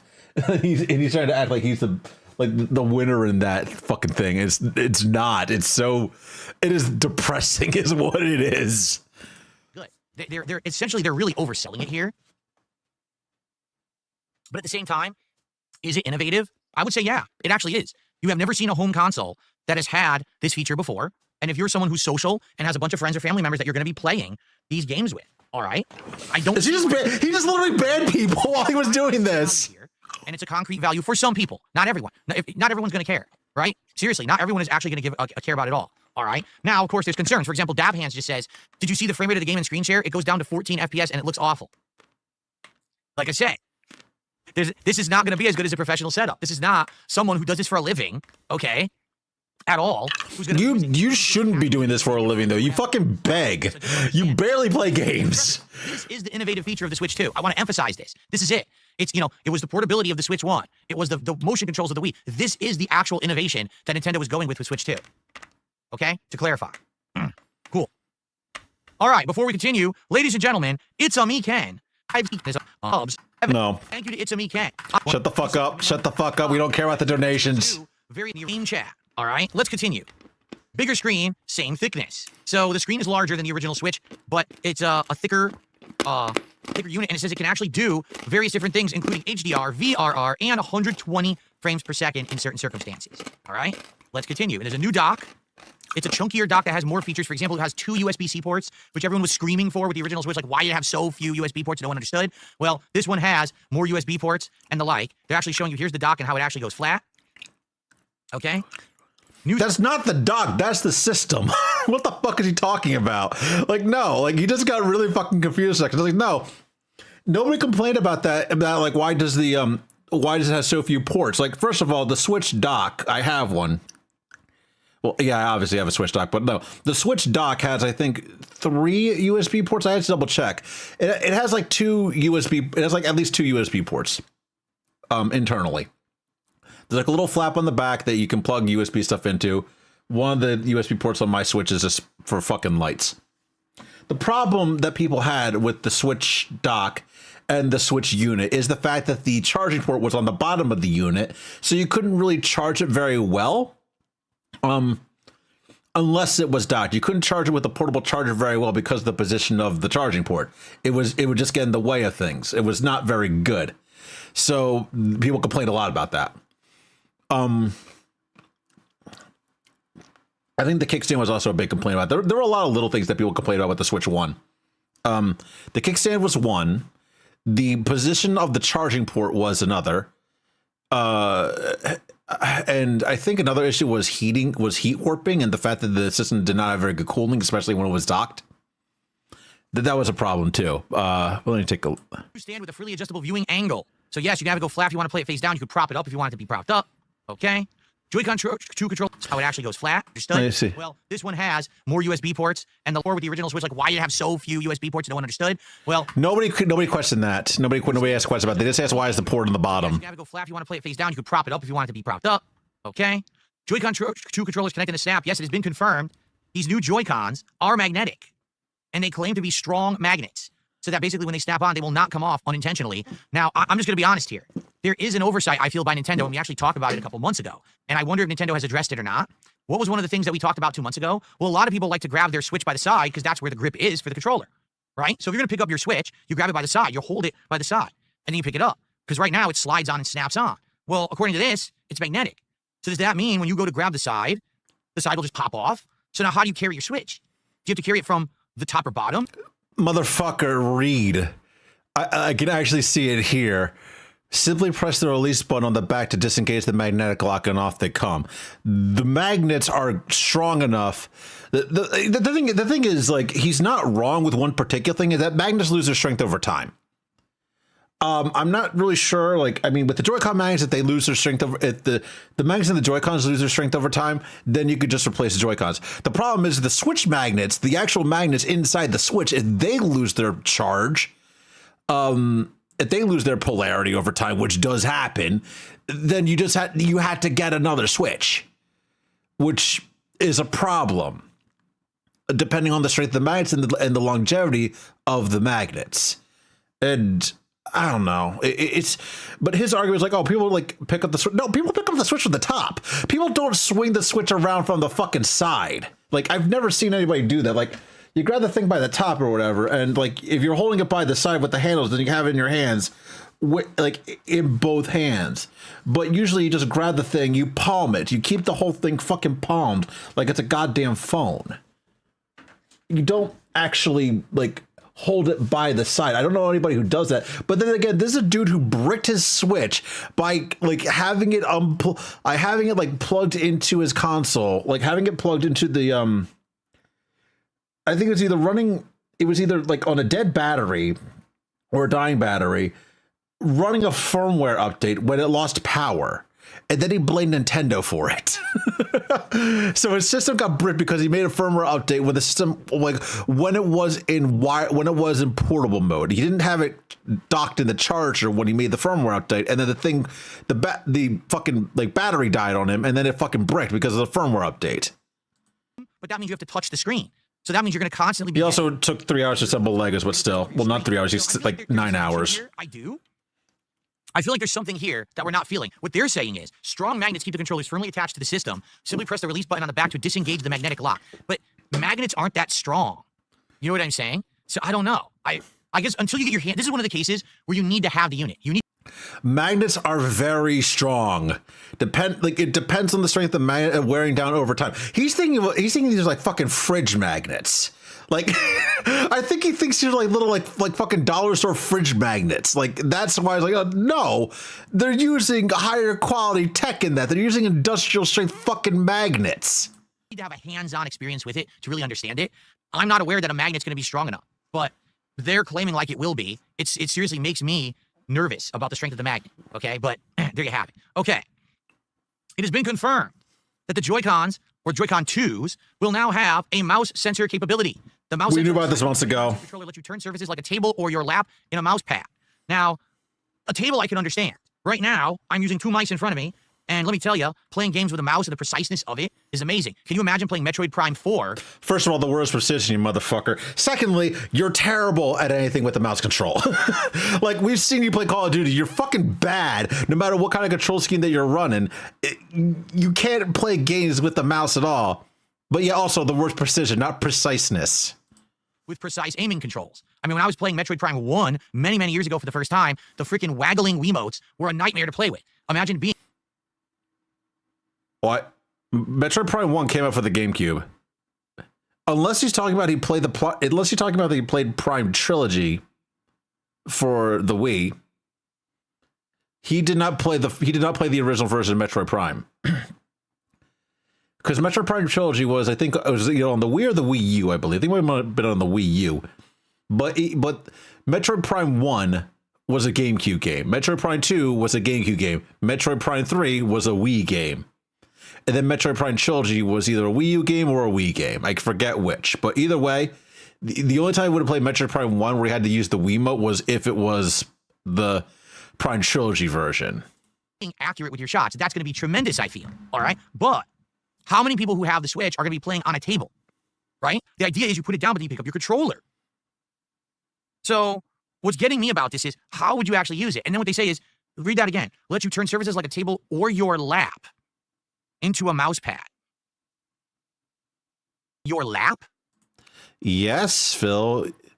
You can take a wireless mouse and run it over your thigh. People have done that. You can do that. It is possible. That's what they're saying here. You can just use your thigh as a mousing surface. It's not that difficult of a concept to grasp. How exactly would you turn your lap into a mouse pad? That's what I don't understand. And again, maybe this is another situation where you need to have hands-on experience with the console to truly understand it. Right now... Or you just use a fucking like laser mouse. It barely works. Look, it kind of works, but not really. You know what I mean? Like, it's not very accurate. It's like going all over the place. This is definitely not the kind of control I would want for a video game. That's because you're fucking spazzing out. It's because you're fucking spazzing. I can do it just fine with my own lap. I just like... That seems like a stretch to me. Yeah, it's fine. He's fucking spazzing out on purpose to demonstrate a point, which is dumb as shit. Okay, then we'll figure it out. But to me, I look at this, and I'm like, I'm skeptical. I like the idea of a mouse. And here's the thing. If I'm playing on this, and we're going to play Metroid Prime 4, I'll just use my desk right here. I'll just put it right down, and I'll use it as a mouse, and that sounds good to me. Like, I'm happy with that. But I don't know if the common gamer is going to have the ability to just do that, and it's going to be accurate. So that might be a big oversight or an issue. I thought you said you were the Joe Average gamer, that you are the common gamer. You have all this fucking professional bullshit set up, so you're no longer that, and you're flexing over it. So what the fuck, man? Seriously, pick a goddamn lane and, like, stick with it. Are you Joe Average, or are you professional office worker, like... gamer, whatever the fuck you are? Because I don't know, like he changes what the fuck his title is like on a daily basis depending on, like, you know, what he can pull the most sympathy for. It's maddening. Don't know. Okay, so I think that pretty much covers the hardware. They're showing you that the C button, that's where it is, and that's what's going to enable this new chat mode with the camera. Okay, we know. Your voice, your game screen, and connect the video chat as you play. I'm gonna guess it's a Logitech camera. Nintendo proprietary. No, this doesn't output to a streaming service. This doesn't go anywhere else. It's just for the Nintendo Switch 2. Okay? Now, I mean, you could probably use this as a standard webcam. Game chat is included with any Nintendo Switch Online membership. They're offering game chat for free until March 31st. After March 31st of next year, you must have Nintendo Switch Online to use it. All right? Now, the thing that gets me about that is well, what games really are you going to want to use this with the most? Probably the first game I could think of, Mario Kart, because you're going to be playing with people online. Mario Kart, Mario Party, Fortnite. So that makes sense. But what other games are they thinking they would use this in? I don't know, because we don't know yet. I mean, the console's not out yet. We don't know what games are coming out for yet. So yes, we do. We saw a fucking B-reel of them all. Fortnite is one of them. People are going to be using this shit with Fortnite. I can guarantee you that. They're going to be using the fucking face cam bullshit with Fortnite. As far as the first party Nintendo games, just Mario Kart or Mario Party. Those are the only two I can think of. And possibly F-Zero. Whatever is on NSO that is multiplayer. So F-Zero is one. That other race that's not F-Zero that was coming out is another one. Kirby Air Ride is another one. Because Kirby Air Ride will have multiplayer. I'm trying to think of other ones that like that they showed off there. Oh yeah, the Dusk Bloods will have that. Definitely, you're going to want that with the Dusk Bloods. Like, there's going to be a bunch of shit that's going to work for. you get one free year, essentially. And then after that, you have to have Nintendo Switch Online or you cannot use Game Chat. Okay? But then again, you're going to have NSO anyway to just play the online games. Mode, handheld mode. 3 modes. Okay? Now, it says it has immersive graphics, but doesn't really give any kind of detail. It says it has 3D audio spatial sound. That's great. How? Right? HDMI, I guess? It certainly isn't going to have a digital out. Like, nothing's had an actual, like, optical out port in a long time. So I assume it's only via HDMI. Okay? Now, we start to get to some of the stuff that's a little bit alarming. But before we do, let's jump back over here because, ladies and gentlemen, we guys be positive. We do have some questions about certain things. But for the most part, it all looks good. But now we're going to start to get to some of the questionable stuff. I'm skipping any time he does fucking Bagman and gets money. No one's going to talk about until it kind of hits you with reality. All right? Ladies and gentlemen, the Nintendo Switch 2 is the first ever gaming console or peripheral that is going to do 4K resolution, okay? But only has 256 gigabytes. I like how the microphone is cutting off his fucking face. What? Oh my fucking... His soundboard is the fucking worst. Giving you a fucking Switch deck is the fucking worst. The operating system has to be on that hard drive. So out of the 256 gigs that are installed, probably like 50 gigs will be the operating system and apps and things in there. So you probably only have... First of all, the Switch operating system, Nintendo's operating system is very, very lightweight. It has a very, very small footprint in the entire thing. Like, you're talking about the operating system of a fucking mobile device. It is not going to be 50 fucking gigs. Like, it's not going to be that much. It's going to be maybe like I don't know, 15 to 20 maybe. About 200 gigs of storage capacity for the Switch 2. And That's not a problem. Well, that's fine. We'll store a lot of games on there. Well, we're going to look at it together. Well, considering most games that we're playing on the Switch and Switch 2 are indie games, they clock in at less than 10 gigs a pop. Yeah, that's fine. Mario Kart is maybe going to be like maybe 15 to 20, maybe 30. The Elden, like, was it Dusk Bloods is probably going to be well optimized at like 20 as well. Like, most of the games that are going to be going into the Switch are going to be pretty well optimized. The things that I'm worried about mostly are the EA games, like EA FC and Madden. They're going to be fucking, like, resource hogs no matter what you do because EA can't optimize for shit. But everybody else, yeah, you can put a lot of fucking games on that thing because most games are small. Already, the storage size of certain games has been revealed, all right? And when you see it, you may be shocked. Okay, so no, I won't be. I already know what the storage size of most games are. Monster Hunter shocked me with that it's only like what 60 gigs. And making this their primary console. It'll probably be like 80 to 100 when the fucking expansion comes out, though. Everyone knows that the Switch uses micro SD cards, and micro SD cards are incredibly cheap. Like, I actually looked it up this morning. You can get 2 1 terabyte micro SD cards at Walmart for $12.99. I'm not kidding. Yeah, because they're old. It's old tech. You ready for this, folks? This I have to emphasize. All right, the Switch 2 does not use micro SD cards. Who cares? In an unprecedented first time, who fucking cares? Nintendo is requiring something new and different. Guess what? You have to get a new kind of card called the Micro SD Express card to work with your Switch 2. Hold on a second. Give me a sec. I'm checking it. I'm fact checking this asshole. Give me 1 second.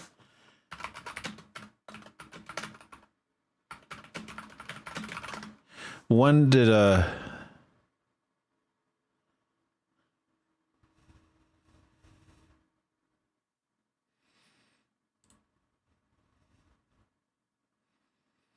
let's see.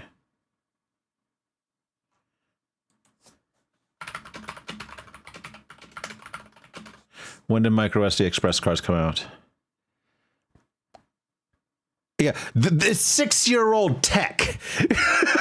the micro SD cards, micro SD Express cards are 6 years old. Let me take a look at.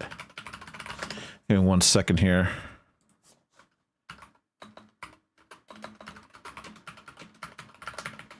Micro SD Express. SanDisk is the most common brand for this. For a, let's see. He's saying 1 terabyte, which you fucking will never need. Samsung Pro micro SD card, SD memory card plus micro SD XC, which is not the same thing.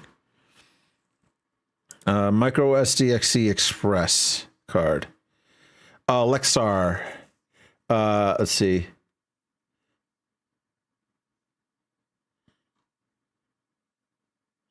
Yeah, 256 gigabyte micro SD Express card is like what, like $60. That's fine.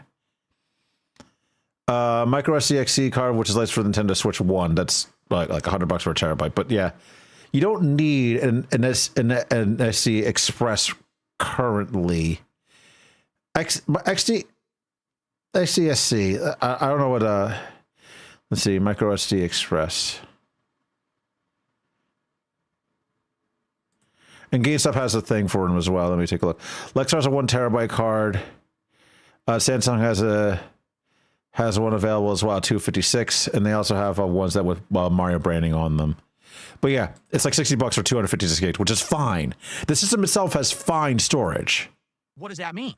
It means you can't get cheap cards. These cards are literally brand new, and they are included. They are not. The tech is 6 years old. So here's the difference, okay? It has to say micro SD EX. It cannot be just micro SD. Old micro SD cards are not compatible at all with Switch 2, meaning all the storage you have on the old Switch does not work with Switch 2. So how much does it cost? Holy shit. For another 256 gigabyte card, so double your storage capacity, it's $50. To get 512 gigabytes, it's $100. If you want 1 terabyte, which is kind of standard, it's $200 freaking dollars. You don't need one though. Switch games are very well optimized. There's very good. There's not going to be anything on there that's going to require you that much fucking storage space. Maybe Cyberpunk, but why the fuck are you playing Cyberpunk on a Switch? Now you might say, well, how did Nintendo get themselves into this situation? Right now, can't you get storage for your PlayStation 5 or your Xbox Series console that's relatively cheap and not that big of a deal? The answer is yes. The difference is the PlayStation 5 and the Xbox Series consoles are just that. They're consoles you plug into your TV. They're not portable. Because Nintendo opted to go with a hybrid system that's portable and docking, you have to get these tiny little memory cards. You can't have a giant flopping external hard drive to plug into the side. You have to get these little tiny memory cards. Nobody has giant external hard drives anymore, though. They're solid state drives. Like, they're very, very small, like the size of a fucking book. Not even like a fucking notebook. They're very small. Like, I don't get what he's going on about with this. Like, and also you can get an I'm not sure if the PlayStation has an NVMe slot in it, because then you had to crack into the system entirely. But you can get like an SSD drive for the PlayStation or the Xbox very quickly, very cheaply, very easily, and just slot that sucker in. It's very easy. But yeah, they're solid state drives. These are very, very small solid state drives. Now you might say, well, why do we need to get these express? Well, because now these games are finally, for the first time ever, going to be running at a modern graphical standard. At a minimum 1080p, in some cases 1440p, and in some cases 4K at 60 frames per second. The Curtis real with this, yeah. Here's the thing though. I will say this: he is not wrong technically in the fact that like the price for micro SD Express cards is actually out of control. It's very expensive. But the thing is, like I've already said this, like he's acting like. And this is I think this is just like a misconception in general, specifically from him, Jade, is the fact that like,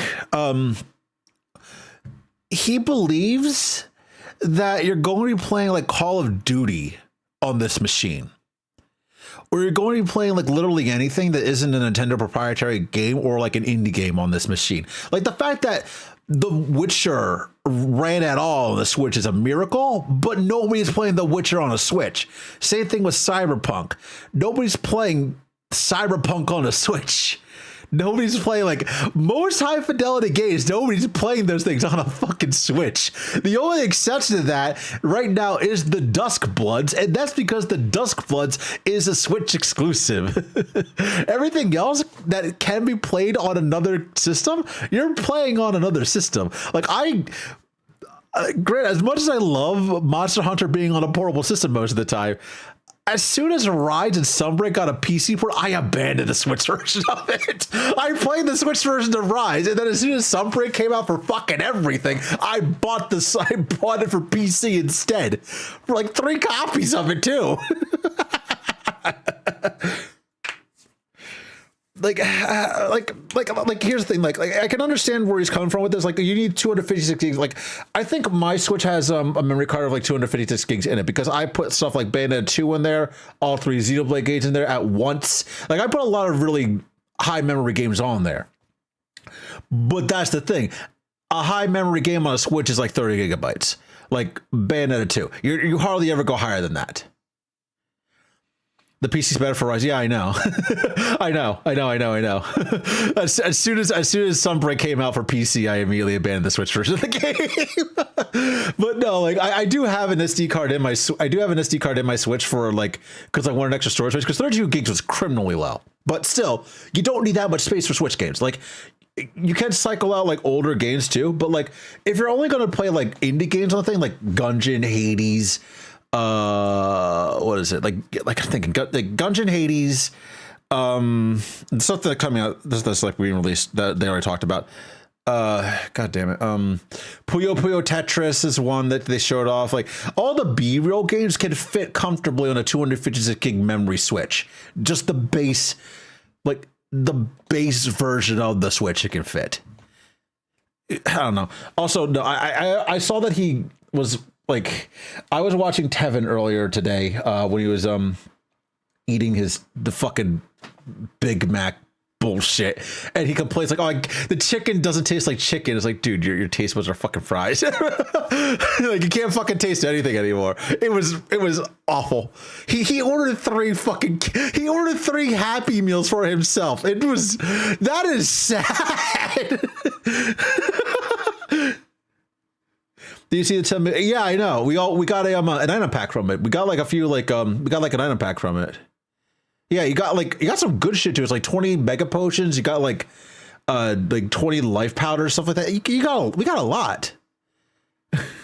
I don't want to watch it though. I don't want to watch it. But yeah, we're watching a Raw Phil's version of this because it's still up. So at least for the time being, until Raw Phil's version goes down. Also, I am dual streaming on was on YouTube now. I don't want to see how that's going, but like, it's through YouTube Shorts because I forgot to set up a proper stream waiting room. So I'm going to be doing that as a thing for the time being, especially with Phil content. I'm going to be dual streaming to YouTube just to have an easier to access archive of streams as well. Because I feel like I want to archive my shit, but it's also a pain in the ass to do so on Twitch, and I don't want to have to worry about that shit. Hence, regular SD cards are too slow. You need to spend the extra money to get these cards to actually be able to have modern games on this thing. So what Nintendo has done is they have literally shot themselves in the foot because they wanted to have a hybrid console but also portable. They made it so that they backed themselves into a corner. The only way you can play modernized graphical games on this thing is to spend a ridiculous amount of money to increase your storage capacity. So you have to ask yourself this question, Phil. Who the fuck is this for then? Like, you literally have to ask, like, I understand that, like, at least it's really weird to say this, but I don't think that the whole graphical fidelity of having those really like big ticket games that were like originally better on PC or other consoles coming on the Switch, well, the Western audience is not the primary demographic for those games. That demographic is literally for people in Japan. It is not necessarily for us, because anybody that wants to play Cyberpunk has already played Cyberpunk. Anybody that wants to play like Elden Ring has already played Elden Ring. I don't know what the tarnished edition of Elden Ring is going to be. I assume it's just going to be the main game plus DLC in a single package. But anybody who's already that has wanted to play Elden Ring has played Elden Ring, or at least owns Elden Ring. I have a PS4 copy of Elden Ring somewhere. Let me see. What version of Elden Ring do I have that I have not booted up yet? Oh yeah, no, it's a PS5 version. I have a PS5 version of Elden Ring. So I have a PS5 version of Elden Ring. I have Bloodborne as well. like all these games that like people want to like say they're coming out. Borderlands 4, nobody in their right fucking mind is going to be playing Borderlands 4 on a Switch. They're going to be playing it on a PC. I also beat the shit out of the Tempered Jihad. Nice. I still need to kill like, I don't know, 10 more of those things. I have 29 Rathalos defeated at least. I wanted to play more Rathalos tonight, but I am not doing that. I say, well, I don't understand. Well, how big will games be on this thing? Let me find that statistic for you because I have it. So here are examples of some of the digital-only games that will be available at launch on the Switch 2. Bravely Default Flying Fairy HD Remaster. Don't ask me what the hell that is a very, very reasonable... Don't ask me what the hell that is. It's a fucking remake of Bravely Default. Bravely Default is like, how old is Bravely Default? That's a 3DS game, right? It's either a 3DS game or a regular DS game. It's old as shit, like a decade old. Hold on a second. I was a Tyrannical warning sword. Yeah, Phil's just. Bitch, I know he is. He's also looking at Wario. He's also looking at Wario 64's Twitter post, just like saying like, looking at factual data is like, oh, this is like whatever. So let's see. Bravely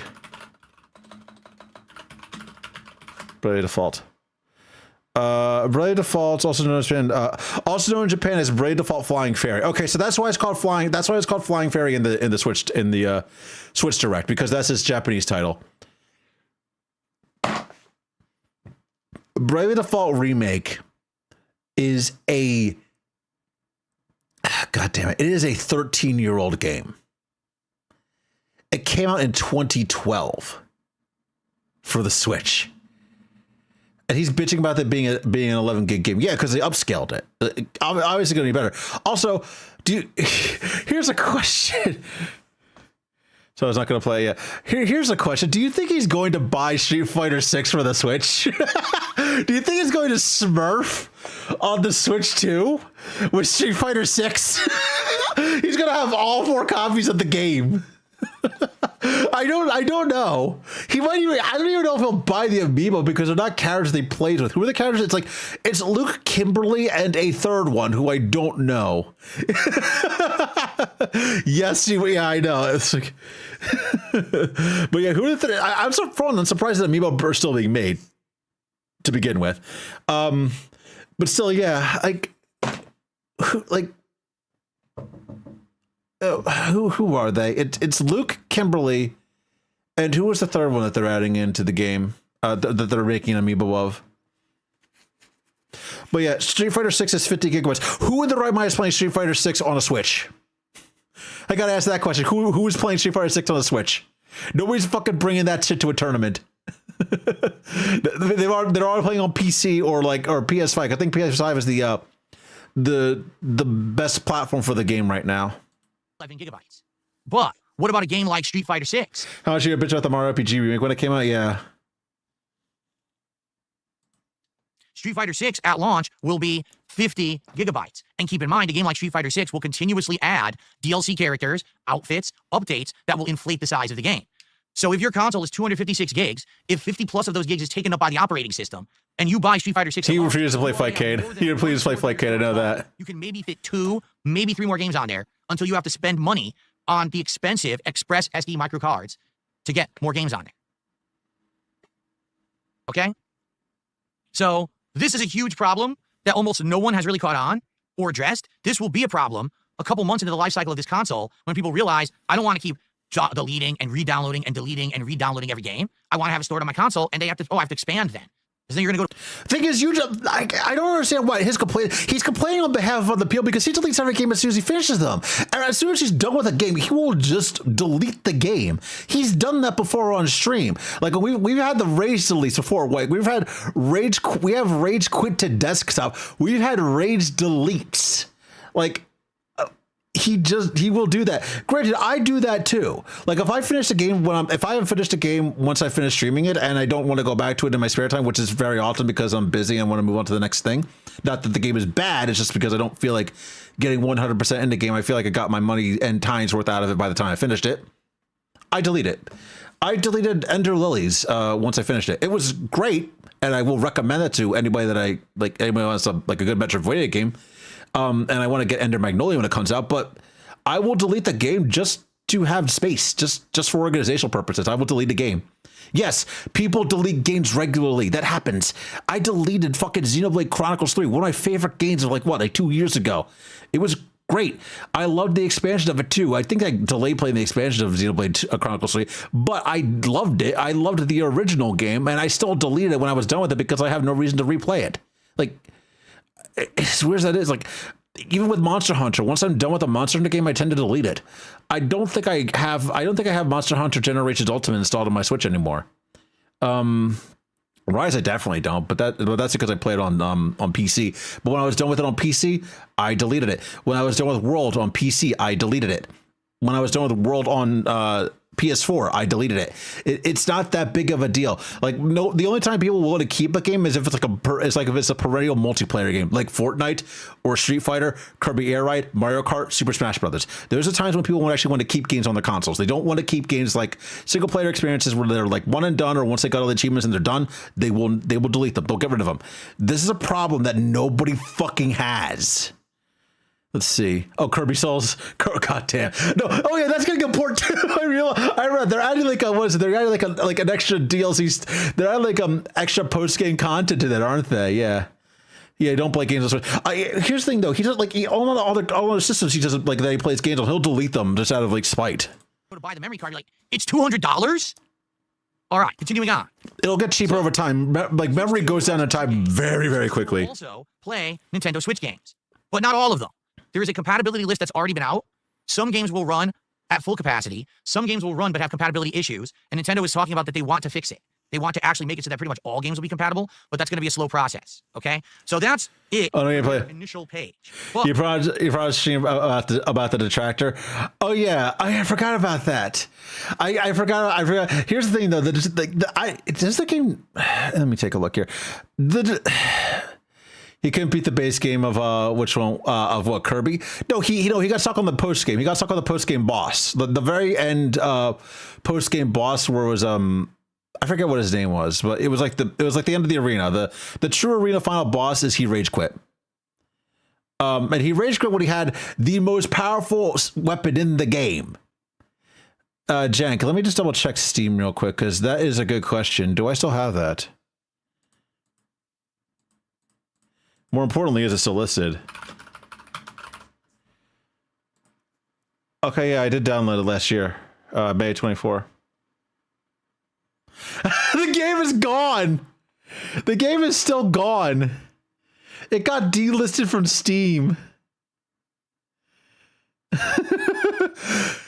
I remember, like, what is it? Like the developer of the Detractor had wanted to change the images of Phil to a different, to like actual like stylized images instead of just his face, and they never got around to doing it. No, I know it's been gone. I thought it got relisted.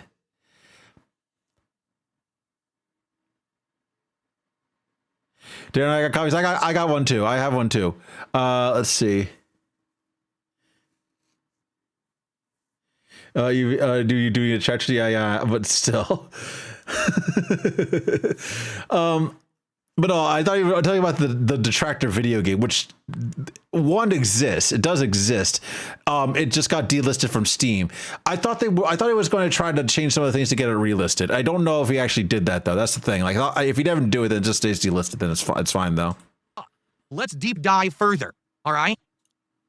The Switch 2 launches June 5th. The price will be $449 USD, and that is the primary console. Okay, there actually will be a special bundle available. I like how his AI Greasy keeps facing the chair in and out of existence. $99.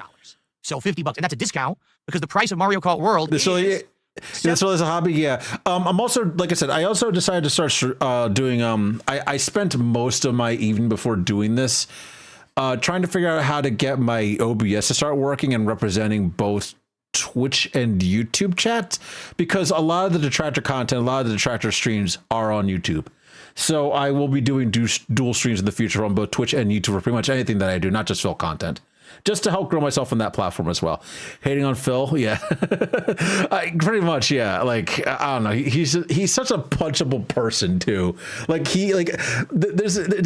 it's kind of good that he hides in his fucking like run down condo. Otherwise, if he like stepped outside of his comfort zone for even a second, he'd get the shit kicked out of him. My YouTube is more detractor focused. It technically is, but I also have stopped making content on it for a while. I am doing that now on YouTube, and that's just because YouTube as a platform, nobody streams detractor content on Twitch. The only person who does so is Tevin, and he doesn't do it that often. Not anymore anyway. He started getting back into it recently, but for a while he was not doing any detractor content at all. On YouTube though, that's where everybody else does it. That's where That Being Said hosts their podcast. That's where King Jad hosts his bingo. That's where Lord Diaz is as his primary platform. Iviga's there. Broside Phil is there. Like all the major detractors who do restreaming content do it on YouTube. They do not do it on Twitch. How are you doing, Misty? We're making fun of an awful man. But how are you doing? I also, if you notice, I changed some things around so that like my chat's a little bit weirder now. You're very cold. You're in Canada now. Of course it's fucking cold. You want to come out there? I did just get my passport. You want to take a few sick days out there and meet you out somewhere in like the Great White North? I can do that for you if you want. God, let's see. Well, no, we're talking about the Switch. We're talking about the Switch 2 and stuff like that, which looks good. Isn't necessarily like has a lot of really good stuff on it. Gungeon 2 though, I'm excited for it, but that's going to be a fucking I don't know.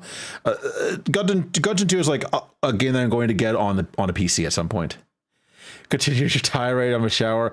I wish I could join you for that, but let's see.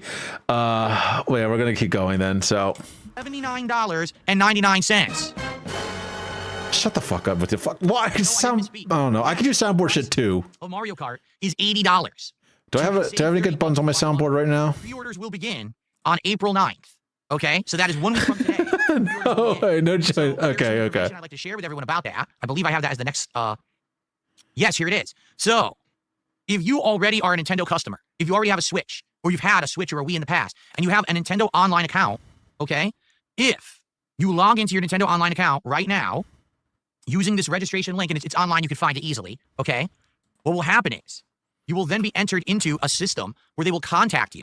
And as long as they can verify that you actually have been using your account, for example, you've had a minimum of 12 months of a paid membership of Nintendo Switch Online and a minimum of 50 gameplay hours on that account as of April 2nd, 2025, you'll be put on a first-come, first-served basis registration list. They will contact you and say, hey, hold on a second. I actually need to see if this is. There are 4 DSP sounds, one of which has the yo face. Let me see what they actually have here. So, what is this one? Like, Squisher uploaded 3 of them. Let me see. Hold on a second. I need to play one and see if this actually plays through. Thanks for the money, dummies. And what's this one? I love Hulk Hogan's dick and big taints.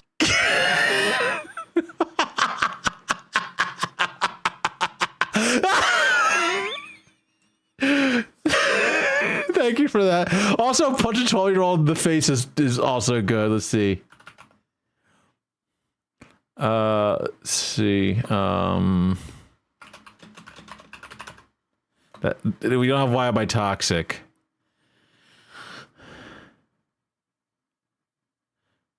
Okay. Do I have gay reverb?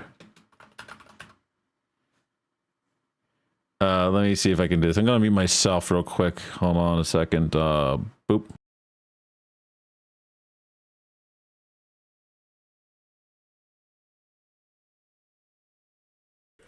Okay, I got it. I had the button. I had the button.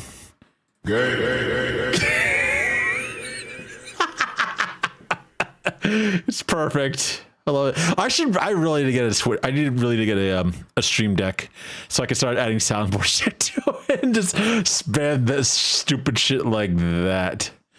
Let's see. And also this Gura stuff as well, which is kind of cool. But we're not doing that. Let's see. So we're just get out of here. So get out of here. There you go. Hey, the Switch 2 is available. Would you like to buy one? And if you qualify, you can say yes, and you can pay for it, and you can buy it directly from Nintendo. So this is a way to completely bypass the entire chaotic system of trying to pre-order on Amazon or Best Buy or Walmart or Target or wherever, or trying to get it from a scalper. You can completely bypass that system. Or just fucking wait. Nobody needs this thing at launch. And 50 hours of gameplay. Now, I'm happy to report I do have this. Okay? I actually do have this. But I did. What's funny about this is the fact that he says he has this, which means he has never unsubscribed from the Nintendo Switch Online service, despite the fact that he hasn't played Nintendo Switch Online in how many fucking months? Like, he hasn't done anything with the Switch in such a long time. He just kept paying for it. Like, what the fuck is wrong with you, man? Log in this morning. I did actually try to do this, and apparently I'm on the list, and we're going to see what happens next week. I'm not even kidding you. I did this 5 minutes after it was announced. By complete chance. Why are you holding up the 5 fingers? People know what 5 is. 7 a.m. The Nintendo Switch presentation. He's lazy. Of course he is. So I woke up. I said, oh, let me just check quick, because I thought maybe the pre-orders would be live already. So I rolled over and I grabbed my phone, and I opened my phone, and I was reading, and I found this post, and I clicked on it. The post was 4 minutes old. And I said, oh, shit. And I jumped in, and I registered with my Nintendo Online account. That's the right one. It has credits. Actually has coins. You know, when you buy games, you earn the coins for it. So it was the right account and everything. And I logged in and did it. So we'll see what happens. It very well may be that if this works properly, that next week I'll be offered to buy it direct from Nintendo, and I'll just get it that way, and then I don't have to worry about the whole rigmarole of, oh, is there a secret code to reserve or whatever? And that would be great, because obviously, guys, I want to get this for me, but for you as well. I want this to be my first incredibly professional, high-level console launch. I want to be able to unbox the Nintendo Switch 2 right here with my new setup, multiple cameras, showing you what it looks like, showing you all the features up close, hooking it up, registering, doing all that stuff. That would be amazing, right? That's why I want. No, it wouldn't be boring as fuck. Like, the thing is, like, okay. There are certain channels like Nintendo Life that actually do this. When they get it, when a new console launches, they will get it and they will show off all the peripherals for it, but they actually have a very professional way of doing it. What Phil's is going to do is he's going to like throw on his like fucking third camera thing that like shows it down at the table, and then like, you know, fat fingering the entire goddamn console, and then fumbling with the registration installation of everything for about like an hour or so. Wasn't the price under the bar for what you can steal in California? I'm not exactly sure. It is $450 or $500 if you're getting the bundle with Mario Kart World. I was about to say Mario Kart Wilds. Mario Kart Wilds would be a great game. So someone in the chat floated that as an option. Well, I mean, he's in. He wouldn't be opposed to somebody stealing it for him and giving it to him, but still. Nintendo's at least 10, that was a Financial Quarterly filing, said that around 8 million consoles at launch, which is double the Switch 1 launch, if that means anything. Okay, yeah, so I don't believe there's going to be a shortage of Switch 2s. I really don't. I believe there's going to be enough at launch, but the pre-orders are there just in case. So the people who want to have, like, you know, want to have that money reserved, they can do that. But, it's not going to be, I don't think it's going to be a problem with getting a Switch 2 at launch. I'm not going to get one at launch, probably not, just because I don't have the money for it. But still, it's, I don't know. But yeah, he's like what I was saying before with the whole like launches of consoles and stuff like that is most places that do this kind of stuff for a living, like I said, Nintendo Life will do this one. I believe Arlo might do this as well. He'll do an unboxing of the Switch. They have a very professional way of handling it. They have like more professional camera lenses to actually have more talking points than he does. He was just going to like open the box and be like, look at that, look at this. Like, it's like watching his fucking eating fast food is the exact same as watching him unbox literally fucking anything. And he just takes forever to fucking do it. The best unboxing video that he's ever done was when he wandered around his house for 20 minutes and didn't even unbox the fucking thing. That was the was it Lightning Returns Final Fantasy 13 video, which is still legendary to this fucking day. Mario Kart Wild sounds like it could be some survival crafting mechanics. Oh no! I keep calling it Mario Kart Wilds because of Monster Hunter. Because Monster Hunter had Monster Hunter World and then Monster Hunter Wilds. So we're gonna get Mario Kart Iceboard, Mario Kart Rise, Mario Kart Sundrake, and then finally Mario Kart Wilds. At some point, we're gonna get Mario Kart Sunbreak. this thing at launch. That would be an amazing event for early June. So let's see what happens. Hopefully Nintendo comes through and this actually works, and it's not just them saying it and then they botch it. You know, like I said, I did it within 4 or 5 minutes of it launching, so I've got to be one of the first people who actually qualified. Now, if you have not registered for this yet, you're a few hours out. Like I said, it was around 7 a.m. Now it's 12:30 p.m. I still recommend you try to do it. All right? Go ahead and try. See, if you qualify, you may be one of the few, because how many people have the year of online 50 hours? It's not everyone. So I recommend you do it. Maybe we can all get it from Nintendo and not have to deal with this bullshit, right? Because it does make me nervous with things like PS5, what a nightmare it was to get that at launch. So hopefully it's not a nightmare this time around with the Switch 2 if you can get it this way, okay? All right, now we're going to continue on, but it looks like It's a Me can actually gifted more subs, but they're not showing up. They've popped up, but they're not showing up in the chat, and I don't know why that is. It looks like it's lagging. So It's a Me can, just so you know, when these actually show up on the Kick side, I'll count them. But what's happened sometimes is people try to gift subs, and they go through the pop-ups, but then the credit card got declined, okay? So we'll see. Sorry, I forgot to skip that bag, but yeah, I was in the middle of like doing a thing. I was trying to get a thing off of my a cobweb out that I had seen.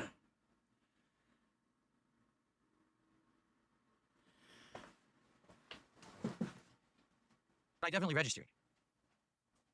So I don't know. I only got an email that said I registered. I got an email that said I logged in.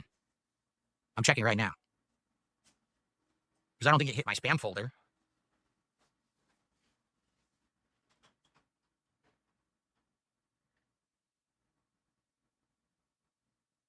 Now, what does your email say, Glitterbomb?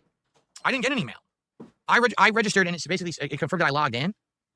You got a confirmation email 4 minutes after? Oh, I didn't even get that. I didn't get a confirmation email. No. Interesting. I wonder what's going on. Well, I guess we'll have to find out. And by the way, yes. Maybe you didn't get one, asshole.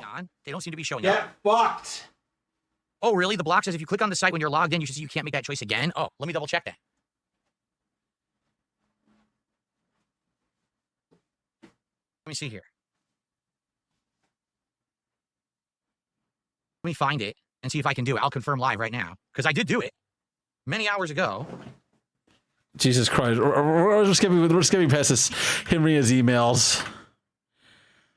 It's not even loading. How's this jackass get subs? Kick. Have you heard about the Kino Casino arc recently, Jank, or no? I'm going to assume not. But for about 8 months, he had been getting basically gassed up and propped up by Kino Casino, which is Andy Worski and Ashton Parks, or Triple P. And he apparently didn't realize that they were fucking pulling one over on him. And when they finally pulled the rug out from under him, he got really pissy about it. Did a 4-hour stream about how this is like several year-long master plan or some shit. So he's been getting subs on Kick, because he dual streams on Kick. He's been getting subs on Kick from right on Kino Casino dudes who apparently think it's funny to give him money. I don't know. The only reason I would say to endorse giving Phil money is if you're going to charge back almost immediately under the pretense of he is not holding up his end of the bargain with whatever he's supposed to be doing with the money. Like he is not actually like what is it? Like he is not providing his end of the thing, and you get a refund for it. You get a charge back, and it costs him $20 to do so. Like Bates Alaska or Gator. No, Kino Casino is a drama cast. It's a drama podcast hosted by Andy Worski and Triple P, Ashton Parks. They basically cover a bunch of locales and their sort of goings on. Phil was somebody that they had just been manipulating for about 8 months, and Phil was like the absolute fucking worst about it too. Like Phil was basically a very, very needy girlfriend, like a very, very needy teenage girl when he was interacting with them. He released the DMs, and it was just so fucking weird. He also made a bunch of insane lies. He's like, "Oh, I lied about this stuff to gain their trust because they're gullible people." Like, no, nobody fucking lies about their wife's health. That's fucked up. Nobody thinks to do that because it doesn't make sense to do. like he lied about his mom dying. He lied about his wife having a risk of being at risk for cancer. He lied about having a pet rabbit who died. These are things you don't lie about, but he was lying about them to get out of doing podcasts or whatever. It's like, oh, like I can't, like, imagine. And he also thinks that apparently it is 110%. Where's the fucking, where's my button? I forgot to add my button here. It's like 110% to go to the bar with friends and have a good time when you are married. Ashton Parks invited him to go down to Florida to Hogan's Hangout, which is a bar down in Florida, for the Super Bowl, for a Super Bowl party. He invited him to go on a vacation with him. And Phil thought that was gay. He thought that was gay and that Ashton was lonely because he invited him to go to a bar.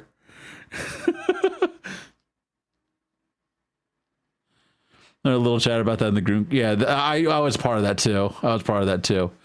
But it was so fucking ridiculous. It was awful.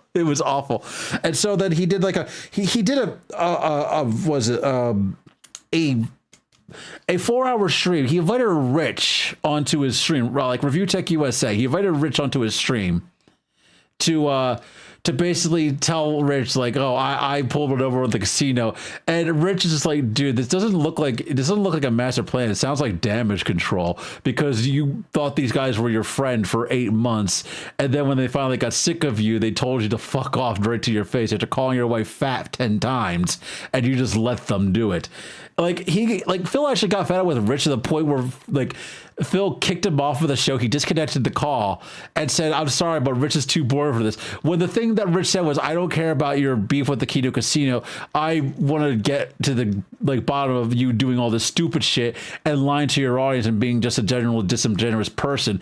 And Phil was just like, you are very, very boring, because I had this. It was really a thing like, I had this thing that I want to do and you are getting in the way of me doing it. So either play along or go away.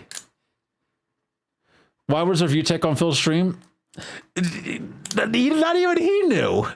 I think it was because Rich is somebody that Kino Casino doesn't like a whole lot of people. Like, they make fun of a lot of people. They genuinely do not like Rich at all. And so they make fun of him a lot. So Phil invited Rich on, I guess because he wanted to have an ally backing him up when he started like talking about these DMs he had with Ashton and Andy, and the DMs just made him look fucking pathetic. I don't have the DMs with me because I didn't download them. I can probably find them, but it's a lot. It's a lot to comb through to find the gold disc, but it's really fucking funny. So he didn't so he was there, and then Phil thought he would be like, that Rich would be on his side, and Rich is like, I don't give a shit. And then Phil disconnected him when he found out that Rich is not going to help him, being his ally in this. It was just, that was why, though, because Phil is too much of a fucking coward to do something on his own. He needs backup. That's the whole reason why he even started doing drama stuff, was because he started insulting other people more brazenly, because he thought the Kino Casino had his back for doing so, when they fucking didn't. They were calling him out a lot of the time too. At one point, he called some other streamer who was on the front page of Kick at the time. She was asked to do squats, and she works out, so she's not she's not like a titty streamer. She's not doing these in not a whole lot of clothes. No, she is very modestly dressed. She's actually has muscle definition and tone. So she was asked to do squats. So she did 10 squats in perfect form. And then Phil, not knowing anything about her, just called her a slut. With the most disdain I have heard him say anything. He called her a slut. And also engaged in what Ashton called bi erasure by saying that Strange Lex is actually a lesbian when she says that she's bi, and he says that she is lying about being bisexual so that she can get money out of desperate dudes. No, that's not the case. Phil, just because you would lie about that because you're a fucking scumbag doesn't mean other people would. Phil is very anti non-wise existing. Phil is very anti everything existing. So Phil also do the Clancy anti-gun stream with Triple P and Josh and a couple other people.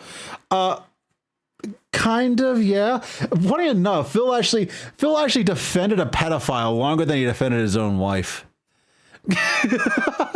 Like Ashton had called his wife fat several times, and Phil didn't defend her at all. But when asked to ban a very creepy, like literally, like the dude's a gooner. Like he just like retweets porn all day long, and then retweets himself under like 11 different sock accounts. And then watches Phil. His name's Derek. Phil defended not banning Derek longer than he defended his wife. And when he defended Derek, he had Josh Smoot coming after him too. He had fucking Null saying, "This is fucked up. You should ban him." It was great. It was such a good moment. Oh god, it was really, really funny. But it was also like just sad. I'm trying to think of other shit that happened recently. But no, funny enough, Phil actually had Ethan Ralph on the other day for his fucking wrestling show. He had Ralph on the other day, and then Kino Casino were just making fun. I was like, dude, you are associating with actual criminals. Yeah, he had Ethan Ralph on the other day for his wrestling show, because his wrestling show was doing a few times with Triple P. He was doing the wrestling show. He brought back Smart Guys, which was a stupid wrestling show with John Rambo from like 12 years ago.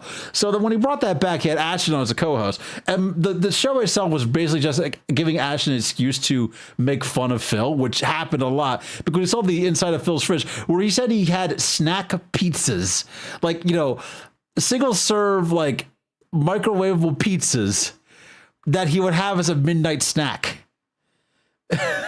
And so that happened, and then after Ashton pretty much just cut all ties with Phil and called him a fucking retard, a whole bunch of other names I can't repeat on Twitch or YouTube. Phil did a couple shows of just himself, and then he got 3 other people to co-host with him as far as trials are concerned. First one was Ethan Ralph. He also made a statement saying that Ethan Ralph was not paid for his appearance. Phil said, "This is like a job interview. You don't get paid to do a job interview. This is a fucking guest spot on an internet show. You pay your fucking guests. If like there's an agreement that this show is going to be making money, you pay them." I've done collabs before, but a collab is very different in the the VTuber space. Most of the times you don't get paid to do this. There's just like a mutually agreed upon thing, unless it's like a professional engagement. And at that point, people get paid for their appearances. In this case, it was a guest appearance on a show. He should have gotten paid. The other two people that he has lined up are Beardson, who was legendary for just being an alt-right misogynist, and Mersh. Those are the people Phil has lined up as his guests. And Phil's like, "You don't know who my guests are." I was like, "Yes, we do, because they actually said they were. We know that you're going to have on Mersh, and we know that you're going to have on Beardson." He was hanging around with Exposure. Yeah, he was. Does he even know anything about WWE? Ralph or Phil? Phil knows fucking nothing about wrestling anymore. He never did to begin with. It was just sort of like performative. Ethan Ralph actually somewhat knows his shit. Surprisingly enough, he does, but his delivery of his analysis was very, very boring and surface level. Like I fell asleep listening to them talk. It was really fucking bad. Ashton Parks doesn't know that much about wrestling, but he knows enough that he's actually entertaining when he delivers his shit. So why the fucking mobile games then? Because I think it's because it's the one game that got him hooked, because you can actually buy wins in that game. If you lose a match, you can buy retries, and you can keep doing this until you win. This is how he has like a 99.6% win rate. Is he just buys wins. As far as I could tell, with what's really funny about that whole thing with the wrestling mobile game is the fact that he's actually bad at it. He is really, really bad at the game. Like, because there's somebody that actually follows his stuff and like follows his spending and also gives the lowest amount possible for his total spending in any given day, which is always in the hundreds of thousands of dollars. So he's wailing out, even if like Phil was not spending as much as he could, he is wailing out no matter what. But the guy who does his name TJ Gamebox on Twitter. TJ Gamebox had looked at Phil's like count or whatever, because Phil actually did stream WWE Champions for a little bit on Kick. He was listening to him talk, and he was very surprised by what he heard, because apparently Phil doesn't know how to fucking play the game at all. Like TJ Gamebox is involved in several different guilds and stuff like that and teams, and he actually likes the game a lot, and he tries to be the best he can at it and works with people to do so in like certain guilds for certain events. So he knows like the meta of the game and like how things are done, how to construct your team, because at the end of the day, it's just Bejeweled, but you still have like kind of a strategy to work with for that. Phil doesn't know what the fuck he's doing at all. He just spams the win rate button until he wins. Phil not knowing how to play. Did you hear the fact that he died in Inzoi? He died in Inzoi. Even though Inzoi is like kind of an early access or whatever, he's like, how do I get to work? How do I do a job? How do I like go to my job or whatever? Because he couldn't figure out how to get to his job in Inzoi. And then at some point his character died. He had no motivation, he had no social interaction, and he had no money. So his character fucking died. It was really, really funny. I don't know what happened there, but no, his character just fucking died. I don't want to play it though. I really don't want to play it, but no, you can look up the clips of his character dying in Inzoi. And he's still doing this. God damn it. Literally just checking his phone. Shit, I don't even know where that is. Phil, can you actually... What the fuck are you doing? He fucking left. Okay. That's 106 subs from It's Me Ken. Go to bed, yeah. Oh my fucking god! Just able to do it online on their site and through their app. But you cannot actually pre-order the console in the store. Yeah, see you, Jank. Have a good one. In the store. That's it. Okay. So everyone's going to do it different. Keep your eyes and ears peeled over the next week. Most retailers will announce how they're going to be doing their pre-orders for the Switch 2. All right, cool. So some games for Switch 2 are actually going to allow you to do free upgrades. For example, The Legend of Zelda Breath of the Wild and Legend of Zelda Tears of the Kingdom Switch 2 Edition are free if you already have Nintendo Switch Online and the expansion pack. But you need to have Nintendo Switch Online and the expansion pack. If you don't, you have to pay for the upgrade. Wait, what? So, yes, allow me to clarify here. All right. I meant the same thing with the Mario Kart Season Pass. They went from one console gen to the next. For example, when they went from Xbox One to the Xbox Series consoles, or when PlayStation 4 went to PlayStation 5, they allowed you to play the last gen games on the current gen console. Some games got enhancements. For example, I remember particularly Red Dead Redemption being played on the Xbox One had an upgrade from the original Xbox 360 version.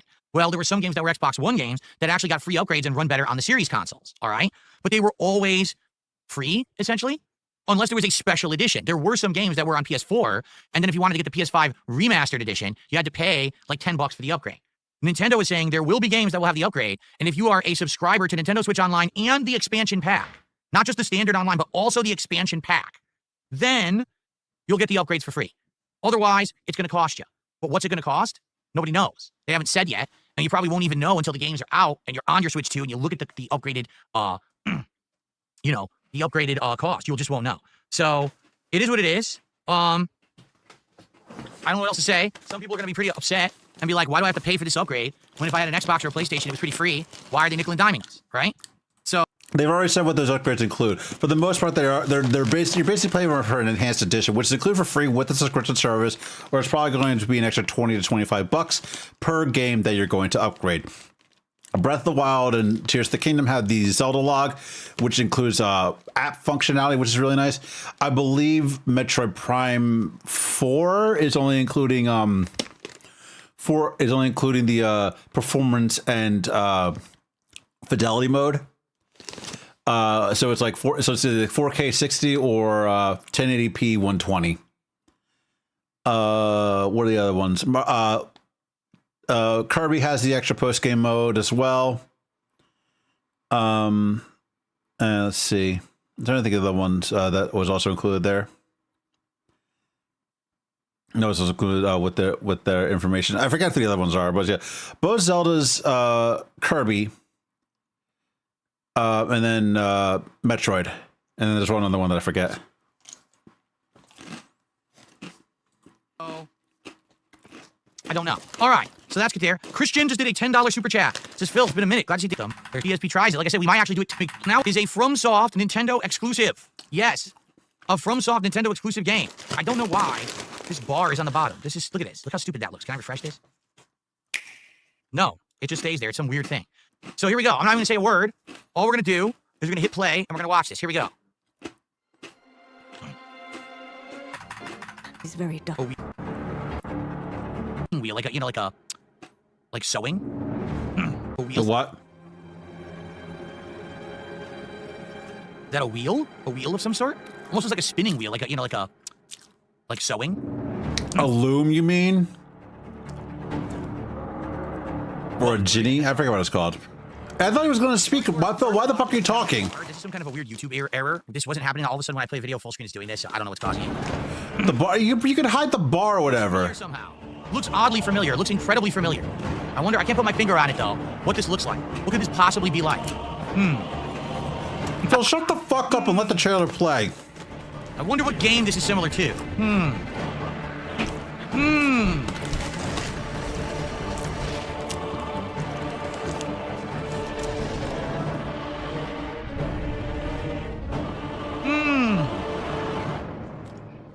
Kirby. That's what I'm thinking of. Kirby. Looks just like Kirby. That's a pretty high jump. Oh, he bit him. He's a vampire. It's a game about vampires, huh? Look at that. Now he's got titties. Yo, it's a big old bullfrog with some big old bitties. Damn. Close your eyes and contemplate now the moon. That's it. There you go. Looks familiar somehow. I wonder what that looks like. A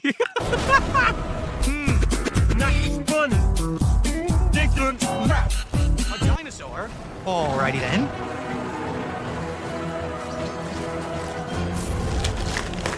Is he gonna say this looks like Liza P? Flow for one.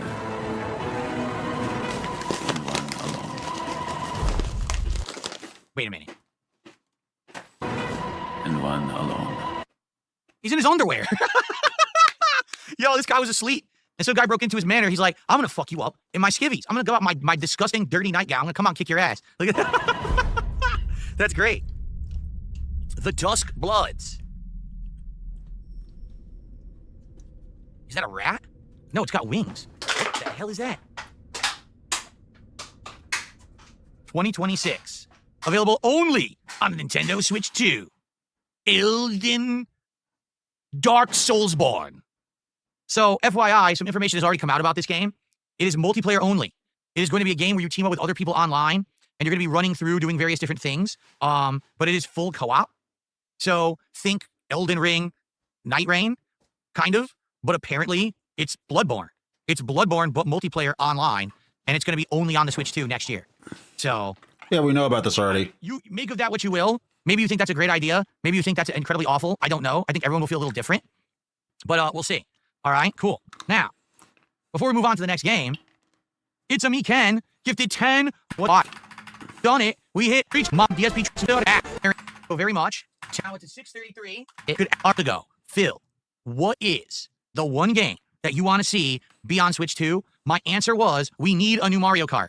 Mario Kart 8, Mario Kart Infinite, whatever, has been around way too long. It was on the Wii U. They re-released it for the Switch. They added, forget all that. We need a new freaking Mario Kart. Well, they did it. It's a new Mario Kart, and He's going to be so bad this game, and he's going to give it. And he's going to drop it in like a week. Engines and race across a sprawling world.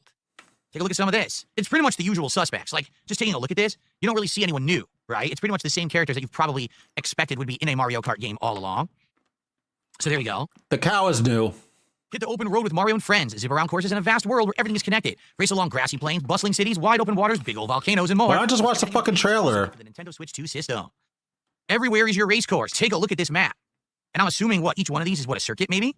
So if that's true, I mean, there's an incredible amount of content in this game. A sprawling world of courses, speed across plains, cities, water, volcanoes, and much more. Everything is connected. Here's some gameplay right here.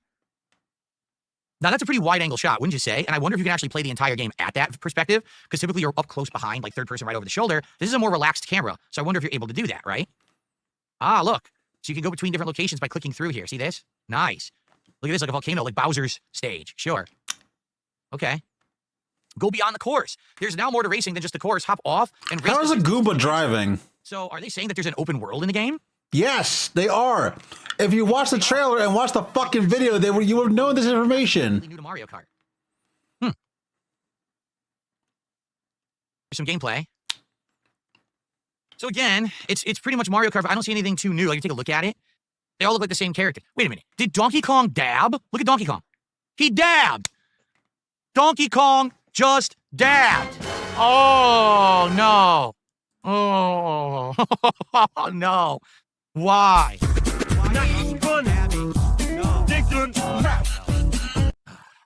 I can't wait to see Wario do the floss. But anyway, modes. Burn rubber and heated 24 driver races. It is confirmed 24 drivers in the game. 24 players. Grand Prix. Compete to earn the most points across 4 connected courses. This is the classic mode, but now with 24 different people. A non-stop transcontinental rally. Knockout tour. Barrel through back-to-back courses with no pit stops along the way. If you don't place high enough by the time you reach the end of 5 checkpoints, you're out. That's new. I see, so eliminate. See, every checkpoint, more people get eliminated. And you just keep going and going until finally down to the end. Okay, that's kind of cool. Free roam. Drive wherever your heart takes you. Where to? Well, that's up to you. Take off in any direction in the new mode. Explore areas that pique your interest, and maybe even snap in-game pics at scenic spots. That's cool. Certainly that adds a new facet to the game. Instead of just being race, being able to wander around. That's brand spanking new. Cool. Play together. Have a blast with friends, whether they're near or far. You don't have friends. On the same system, 4-player local co-op. And guess what? That's right, folks. A brand new steering wheel accessory that you need to buy. It doesn't work with the one that was with the original Switch. Accessory. The new Switch 2 wheel accessory if you want to play Mario Kart. Now, I'm going to be honest. You don't need it. I'm going to be honest with all of you. I bought the wheel accessory for the Wii. So that was what? Mario Kart 7? That accessory was awful. No lie. It was easier to play Mario Kart on the Wii with the standard controller than it was with the wheel accessory. The wheel accessory just wouldn't turn enough to make the sharp turn, so I hated it. I didn't use the one for Switch, so I don't know. You could have selected sensitivity or like actually learn how to fucking use the wheel. The wheel is fine. But you got to buy the new one because the old Switch one doesn't work. Altogether, anytime. It does. It probably does. Camera. It doesn't matter. It's just a fucking hunk of plastic. This is going to be one of the prime games to use it. Okay. I got the wheels and I just never fucking used them. It was like $15. That's because it's just a piece of plastic. Like literally, no lie, it's just a piece of plastic you put the controller into. That's all it is. So that's why it's cheap. There's nothing there. It's just yours. Instead of holding the controller and doing it manually, you have a wheel to twist instead. That's how it was on the Wii as well. Yeah. All right. Mario Kart World, June 5th for $79.99. Stop hitting the fucking button like that. Everything on Nintendo is now going to be expensive. Nintendo used to be the console. That used to be the inexpensive console for kids. Now, nothing is inexpensive. This is going to be a pricey console, so prepare yourself for incredibly expensive games. $80 freaking dollars. That is more expensive than a game right now on PC, on PlayStation, or on Xbox. Can you believe it? They're charging more for a Nintendo game than a game anywhere else. That's Mario Kart World, folks. So, I'll be honest, I'm excited for it. This looks great to me, and actually, this is a great launch title, in my opinion, that I'm very much looking forward to, and I'm going to get this if I get a Switch, too, for sure. Cool. Okay, up next, we're going to talk about Donkey Kong Bonanza, but before we do, guess what? I just received... By the way, we don't even know what the 100 gold reward is yet. We haven't even figured it out or talked about it. We very well could now be hitting this by my birthday, which would be amazing if we hit it on the birthday. We just got to figure out what it's going to be. What should it be? Let's start figuring that out, but we have to continue covering the Switch 2 right now. All right. A new visual style, by the way. If you don't notice, take a look at Donkey Kong. Do you notice something different about his eyes? He has gone back to his original design. Remember, for the longest time when Rare took over the reins and made Donkey Kong Country, they changed the look of Donkey Kong, and these eyeballs would basically fill up this area. Now, they basically kind of sucked his eyes back in and made them smaller, and now he looks more malicious and maniacal almost, I would say. He looks more imposing and threatening, in my opinion. He looks like his old arcade design. Here's some gameplay. Some of it looks like Donkey Kong Country. Some of it looks like it's from a 3D over-the-shoulder perspective, very similar to Crash Bandicoot. So it seems to be a unique hybrid of gameplay. The big guy is back. Watch the fucking. Why does he watch the trailer for this? Why is he scrolling through the website? Help Donkey Kong make his way through the depths of the underground world. The deeper he goes, the more amazing places he finds. Maybe those different climates. Wow, it's crazy. So let's just take a look. So this is like more like the desert plains. Then you go to like a jungle. Then you're like in frozen ice tundra, and then you're like open plateau. Crash, crash, crash. Smash, smash, smash. His browser's pretty cool. There's no shortage of things DK can pulverize with his powerful punches. Look at that. He's wrecking the whole landscape. I wonder if that's actually part of the gameplay. Yes, it is. It's actual gameplay footage, you asshole. Destructive adventure. It seems like there's like a purple creature with him. I wonder if he has like a co-op character that's with him or something. Yes, he does. Why are you asking? Like, why is he asking these questions? Like, oh, I wonder if he has. Like, are you fucking blind? Banana. Whoa, who's this? New villains. All new villains. No longer King K. Rool. This is a new group of villains. Look at this. We haven't had King K. Rool in over like 20 years at this point. Probably like, I don't know, more than that. When was probably like 1998 was the last time we actually had King K. Rool with the Donkey Kong Country 64. That was the last time we actually had King K. Rool. Like Donkey Kong Country Returns, we didn't have King K. Rool. We had the Tiki Tak Tribe, Donkey Kong Country Tropical Freeze. We had the Snowmads, and now we have whoever these guys are, Voidco. Mysterious group known as Voidco has its eyes on this prized bunch. So These are different monkeys. These are different apes. Yeah. But no one messes with DK's favorite food. Golden bananas. The whole island was buzzing about the discovery of the tasty treasure, but then disaster struck. During the chaos, Voidco stole every breathtaking bunch of bananas. Now, Donkey Kong must venture deep underground to get them back.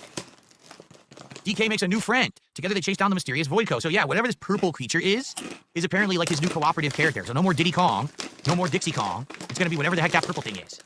Don't know, but I'm assuming it's probably to give him like powers, maybe allow him to hover or something like that, right? Cool. Can Donkey Kong recover his beloved bananas? Find out in the Donkey Kong Bonanza game, only on Nintendo Switch 2. Donkey Kong Bonanza. Available July 17th, 2025 for $69.99. Yeah, so once again, we have to get used to the fact that these games are going to cost a lot of money. No longer do we have Nintendo games being the discounted games. Nintendo games were $16 for the most part. They were still they weren't much cheaper. 70 friggin' bucks plus tax. Looks good. Like there hasn't been a new Donkey Kong game in quite some time. The last one was what, Tropical Freeze? And I mean, that one was so old. It was a Wii U game, and they redid it for Switch recently. So now an actual new Donkey Kong game. I guess the question is, how long is it, right? Because if it's like a 10-hour experience, then you're gonna be like, well, this is a ripoff. It ain't worth $70, right? If it's a good 10 hours, then who the fuck cares? Like you can get like good games at that price as long as they're like, worth your time. I don't. This whole like hours to dollars is a ridiculous argument. I don't like. He's not the only one that makes it, but it's just really, really dumb whenever anybody makes it. Basically, being a game that comes out like a month later gives you something to look forward to outside of the launch window. Because typically the problem with a console like a Nintendo console would be they heavy load the front and then there's nothing going on for many months. So in this case, you'll get Mario Kart at launch and then you're going to get another first-party game about a month later. I think that's actually a good spacing. All right? I think that's good. So excellent. All right. Mario Kart Bonanza, Donkey Kong Bonanza also looking good as a title for the Switch 2.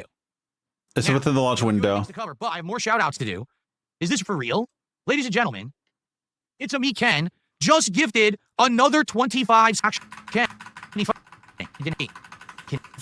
More people difference. It's $79.99. Holy shit. The new Joy-Cons, left and right, $89.99. If you want to get the charger grip, okay, to charge the Joy-Cons and make it into a standalone controller, $34.99. Those aren't bad prices, really. $49.99. But what about the dock set? $109.99. Of course, you don't need that. It will come with this, all right? But what they're saying is you want to set up a second TV or something like that, all right? Continuing on. Accessory compatibility info. This is important. What accessories do you already have for the Switch that will work with Switch 2, and which ones will not? Well, the original Joy-Cons do actually work with the Switch 2. The original Nintendo Switch Pro controller does actually work with the Switch 2.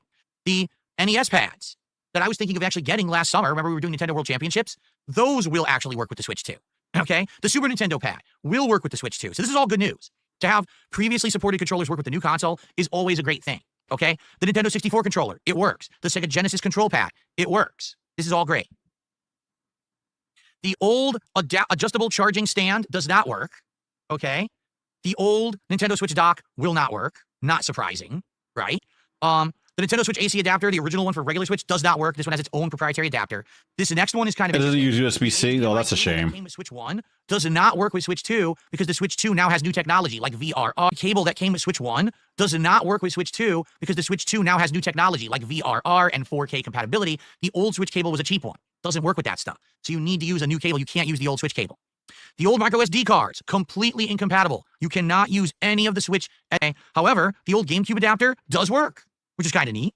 The Joy-Con straps will not work. I mean, why would you want to use a Joy-Con strap from the Switch with the Switch 2? I don't know. I don't even think anyone uses the Joy-Con straps to begin with. The old Joy-Con grip won't work, especially with the charging grip won't work. You need the new one. That's $40. The old wheel will not work. Because the rail is not magnetic. The Joy-Cons aren't the same shape as the old one, so that's not going to work. The leg strap will not work. I didn't even know there was a leg strap. Apparently, they sold a strap that your Joy-Con and turned it into like a gun holster. Well, that doesn't work. Though I never used it. No, that was for the fucking, what is it? That was for Ring Fit. Of course, all the Joy-Con battery pack, the Joy-Con charging stand doesn't work, okay? So some stuff will work, some stuff won't. It won't fit, basically. The legacy controllers do work. That's a good thing, okay? Ladies and gentlemen, it's time for us to finally accept the fact that physical games don't exist. Even Nintendo has admitted this. Because, ladies and gentlemen, right here, Nintendo Switch 2 game key card overview. Game key cards are different from regular game cards because they don't contain the full game's data. Instead, the game card or key card is just your key to download the full game on your system via the internet. That's right. After it's downloaded, you can play the game by inserting the game key card into your system. I'm not sure this is going to be for every game, but it's just like with certain games. This symbol, a key, and say this is not a game. This is just your digital code to download the game digitally. However, the funny part about it is it's still a cartridge.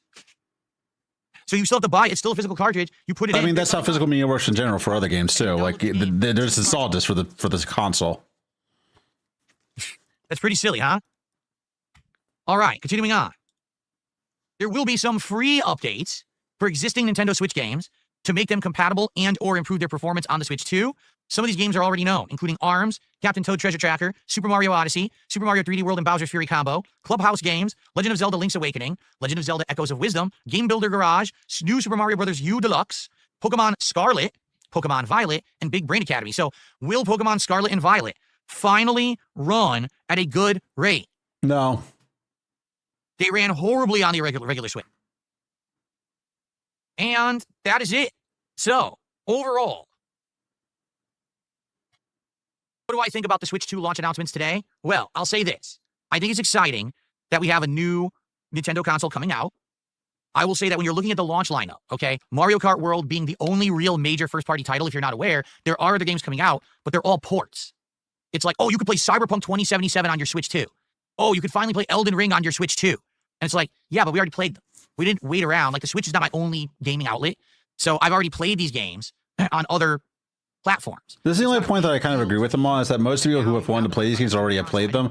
It's nice to have them portably, but you don't really need the Switch 2 for those games. Is there a lot going on at the launch of Switch 2? Well, there's Mario Kart World and a lesson. There is a Kirby game coming out, but it's just... I'm skipping to see what else he says. That new FromSoft game, Duskblood or whatever it's called. That's not coming out until 2026.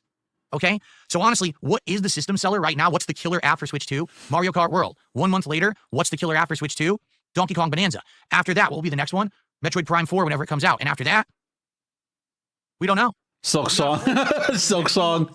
They are going to start announcing it's going to be Silk Song. Big stuff for Switch 2 because right now, the launch lineup actually is paltry. It's just ports or games you've already played now running better on the Switch 2.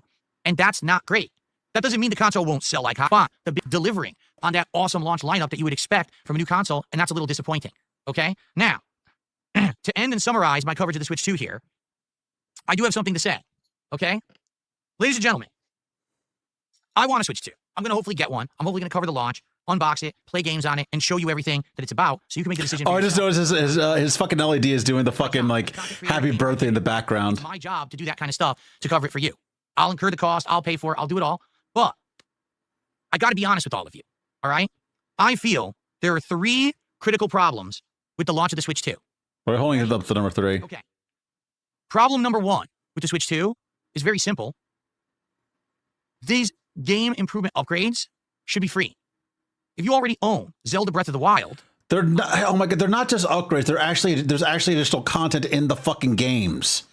That's the point. There's additional content in those games that makes them more than just an upscaling. Switch, you should game, and then there's a performance boost if you play it on the next gen console, and it's free. There are remasters that have released, and that's a difference in chat. They were going to make those games run on the Switch 2 regardless, for free. That's not free. The expansion pass is incredibly limited. You get N64 games, you get, I think, some handheld games, you get the expansion for Animal Crossing, and you get the expansion for Mario Kart 8. That's he also got GameCube games, which he fucking missed out on because he didn't watch the fucking presentation. The ongoing expansion pass with really no value added. This is the new value added, but it's really not. It could easily be free. Nintendo doesn't need to nickel and dime you for this, but they're doing it on purpose because they prove it's on graphics.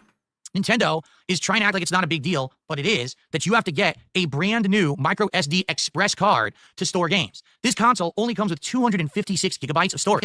These express ones, I mean, what's the sweet spot of pricing? $100 for 512 gigabytes? Do you understand how overpriced that is? It's insane. And there is no reason for Nintendo to be in this situation except that they absolutely demanded that the console be portable and a home console at once. This is where Nintendo shot themselves in the foot. With the Switch 1. Oh, for fucking having like that kind of compatibility, which is what people wanted, that they wanted to be have the fucking thing be portable. Like, that's not shooting themselves in the foot. Nintendo is actually trying to compete. 4K graphics, 60 frames per second. This through. You didn't flush out the idea. Instead, you just did some kind of a band-aid solution. Oh, we'll just use the faster memory card. But it's too expensive. Nintendo's supposed to be the budget console, right? $450 for the Switch 2, $500 to bundle it with Mario Kart. But if you have to tack on $200 for a memory card, $100 plus for a controller and accessories, now you're spending $900. That's not a budget-friendly option anymore. Right now, you could buy a PS5. Gaming is not a budget-friendly hobby, though. It never was. Same price or cheaper than when Nintendo absolutely screwed it up with the pricing of this memory card. All right? And now, number 3, the third biggest mistake that Nintendo has just made with the Switch 2. Ladies and gentlemen, the Switch 2 has no innovation. Zero. All right? I want you to think about the history of Nintendo. Who the fuck cares? It still has more games. It's still performing better. Storage on cartridges and a much improved controller. Nintendo 64, better graphics and the first ever thumbstick. GameCube, a portable console with mini discs. It's not the first ever thumbstick, though. I'm pretty sure other controllers had those. The Wii U, a touchpad screen built into your controller, and the Switch, the first ever hybrid home console and portable system ever. What is the innovation in Switch 2? Game chat? The C button? We already have it. It's called a handheld device that able to play in 4K and it's not innovation. What the heck are you smoking? Discord. It's called Xbox. What Nintendo is doing is playing catch up with the rest of the industry. We need to get graphics on par with everyone else. Finally. What does PS5 and Series X do? Finally. It took them till 2025 to figure out they actually need to catch up the console that will do similar resolution, similar frame rate, have communication, have the face cam, have it all. But to do that, they're kind of saying, we admit we don't have innovation anymore. There is no innovating factor whatsoever with the Switch 2. In fact, even the name isn't interesting. Switch 2? Has Nintendo ever done a 2 console before? You could argue Wii U was the sequel to the Wii, but it wasn't called Wii 2. This is the first time ever Nintendo actually is feeling not creative and uninspired. Oh, the controller can be a mouse. We already have mice. Oh, we have a webcam. We already have webcams. You're not adding any value to the console this time. Since when the PS5, the DualSense cannot be a fucking mouse. You have the touchpad, which can function similar to that, but it's not good at it. And the fucking Xbox and the Xbox Series controller can't do that either. The fact that the Switch controller can function as a mouse is still very, very good. It functioned as a clicker for the longest time because it's just a Bluetooth controller. You can have it be a mouse on a PC very, very easily. Like, what the fuck is wrong with this dude? He has no idea what he's talking about with any of this shit. The fact that it has the fact that it can be used as a mouse is important and good. These are 3 big problems. Charging for the same games twice just to have them run slightly better is absolutely ridiculous and nickel and diming the customer. Requiring a almost proprietary, faster EX version of a memory card to have storage that's ridiculously expensive is ridiculous and anti-consumer. And the fact that they have given up on innovation is kind of sad. In fact, ladies and gentlemen, the best way that I can actually compare Nintendo right now, like the most close comparison I can think about, is that Nintendo in the gaming business has essentially become the same as Apple in the tech business. Because Apple used to be the most innovative company. So on about the console wars of the 2000 move on boomer, pretty much. Like the console wars are done. It's just like, buy whatever you want. Nobody fucking cares anymore. All of their gadgets and gizmos looked unique. They had unique stylized things, operating system that worked different from everyone else's, features that no one else had, and that's why you would buy the iPod, the iPhone, the iPad. But what happened with Apple was, after about 15 plus years dominating the tech industry, they lost their way. They stopped innovating. The things you can get in an Apple product today are exactly the same as what you can get in anyone else's product, but they're way more expensive, and they have proprietary cables, gizmos, and things for it that are all way overpriced.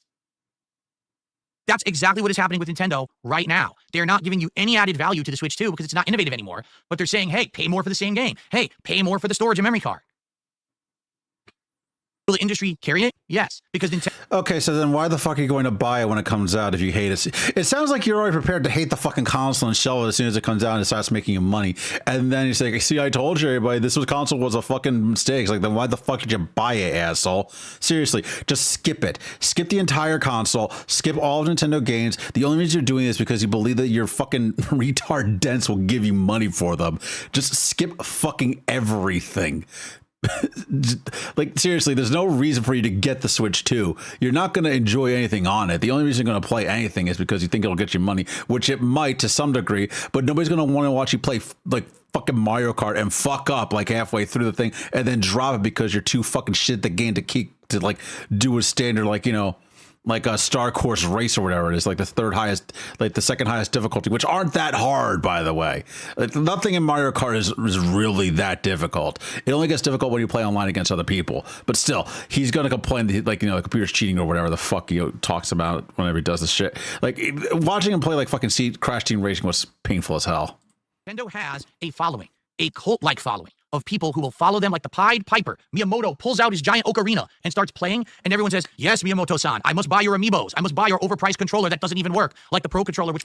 First of all, Miyamoto is not even the fucking, like, president of Nintendo anymore. He was never the president at all. He was just a creative director that worked on several franchises. Secondly...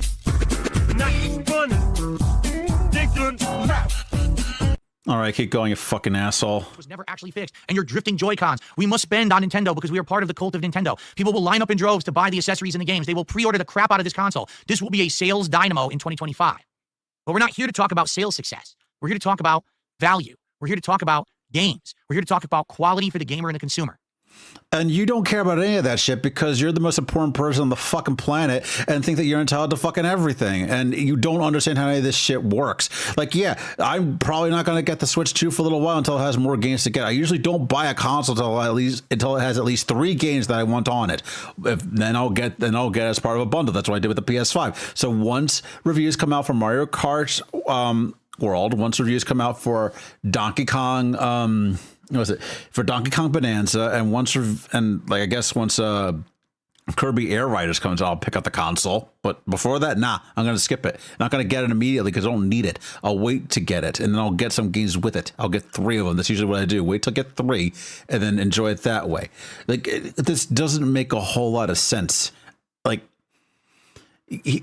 Yes, there's a point where like people have brand loyalty towards Nintendo. Nintendo has a special place in a lot of people's hearts for good reason. But the thing is people are also very critical of Nintendo as well. They're its biggest critics, but they want to like the games and they see the good that Nintendo does, and even through all the flaws, they will accept those. Phil doesn't understand that about anything. He just thinks everything has to be perfect, otherwise it is not worth his time or money. When really it's never his money to begin with. This is like fucking dense money.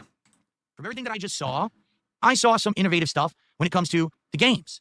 Mario Kart Tour looks really good. Donkey Kong Bonanza looks really good. And that's a good thing. I think what Nintendo really excels at is making great first-party games that innovate. That's what they need to focus on and continue to do.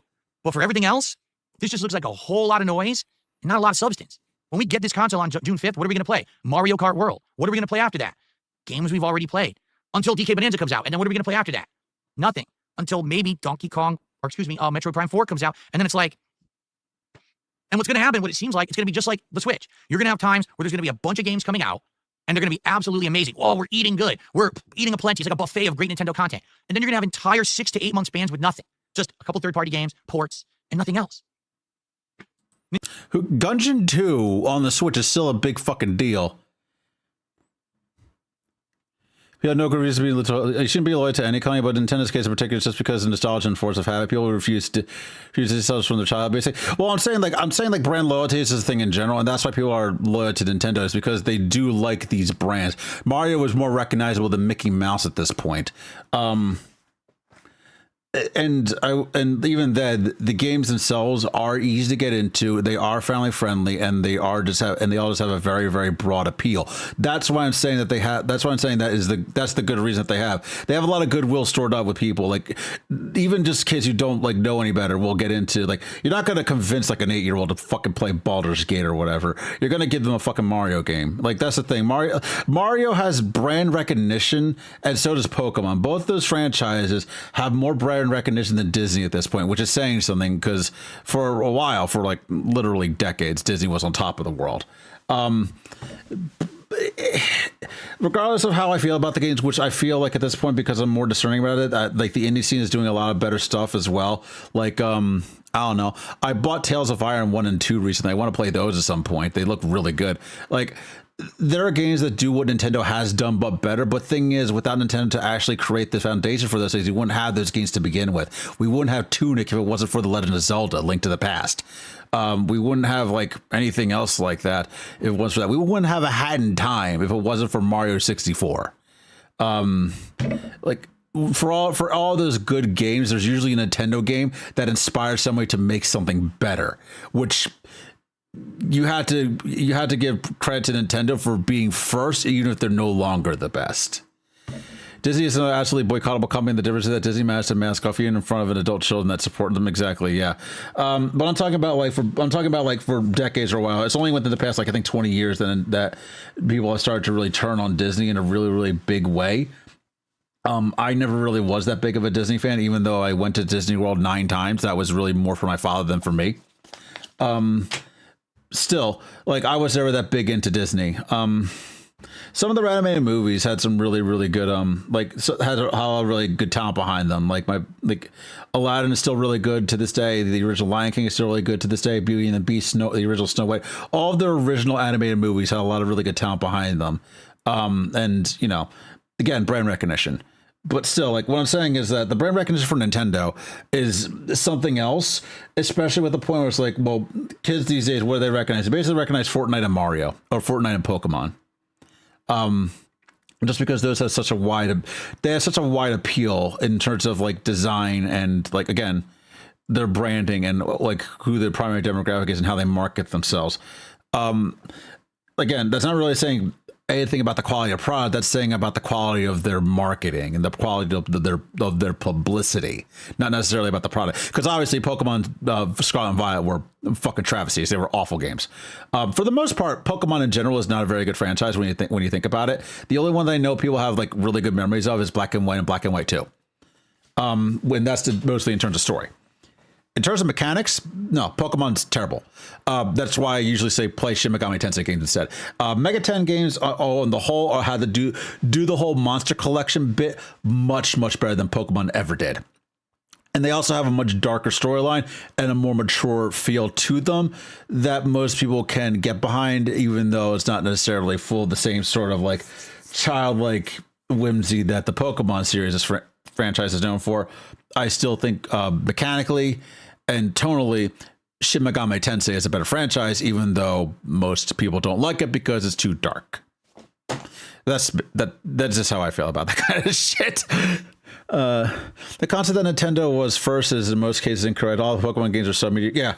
Yeah. Well, it's like they probably weren't first in a whole lot of ways, but they were definitely the most recognizable to do certain things. Like I said, for most people, whenever they talk about like games that like inspire them to some degree, or games that like they were building that were like, you know, the foundation of what they wanted to do, it usually was Nintendo games. Most people like, because Nintendo had that recognition, they had that wide appeal, and they most importantly were in everybody's homes at the time. There was a time, I'm not sure if there's a thing that happened with you, but it definitely was a thing that happened here with me, where every console, regardless of who fucking made it, it was called the Nintendo. Because nobody knew what the fuck a Sony PlayStation was, and nobody knew what the fuck a Sega was. Nobody knew what those two brands were. They just called everything the fucking Nintendo. And that's the kind of appeal that Nintendo had. And they still had that kind of recognition. Like I said, it doesn't matter if the games themselves are not that good anymore. It matters the fact that they were very recognizable for their time, and they still are. And a lot of people still call back to them in terms of what they were doing now. I could probably think of some other games that like were inspired by stuff that Nintendo had made. It would just take me a while to figure them out. Like I said, the ones that came off the top of my head very quickly and easily were the Hat in Time, which was Mario 64. And what's a Tunic, which is Link to the Past. Trying to think of any other games. War Groove is basically just Advanced Wars. God, I'm trying to think of like other recognizable Nintendo franchises. I would say Fire Emblem, but Fire Emblem and Suikoden were basically competitors at that point. That was a Sega versus Nintendo thing as well. That doesn't count. I mean, Dragon Quest is still one of the most recognizable franchises on the planet. That's mostly been a Nintendo thing for ages until recently. Final Fantasy was the same way, but until they got the Sony games. Until they got like 7, I believe, which was the first one on Sony platforms. But classic Final Fantasy still inspired a lot of people. Like I said, Pokemon. For that we got, well, Shin Megami Tensei was before Pokemon. But we got what's a Power World from that. We got like Cassette Beasts from Pokemon. What other Monster Collection games are there? There was one it's like some sort of like, it was like Wayward Ghost or something like that. There was one game I played last year that's actually really good that was Paper Mario inspired. Bug Fables was also Paper Mario inspired. You can tell there's certain games that were like inspired by certain other franchises that Nintendo had made. Like their influence is very strong, and it inspired people to make better shit, which I give Nintendo credit for, is that they inspire people to make things that are better than what they can make.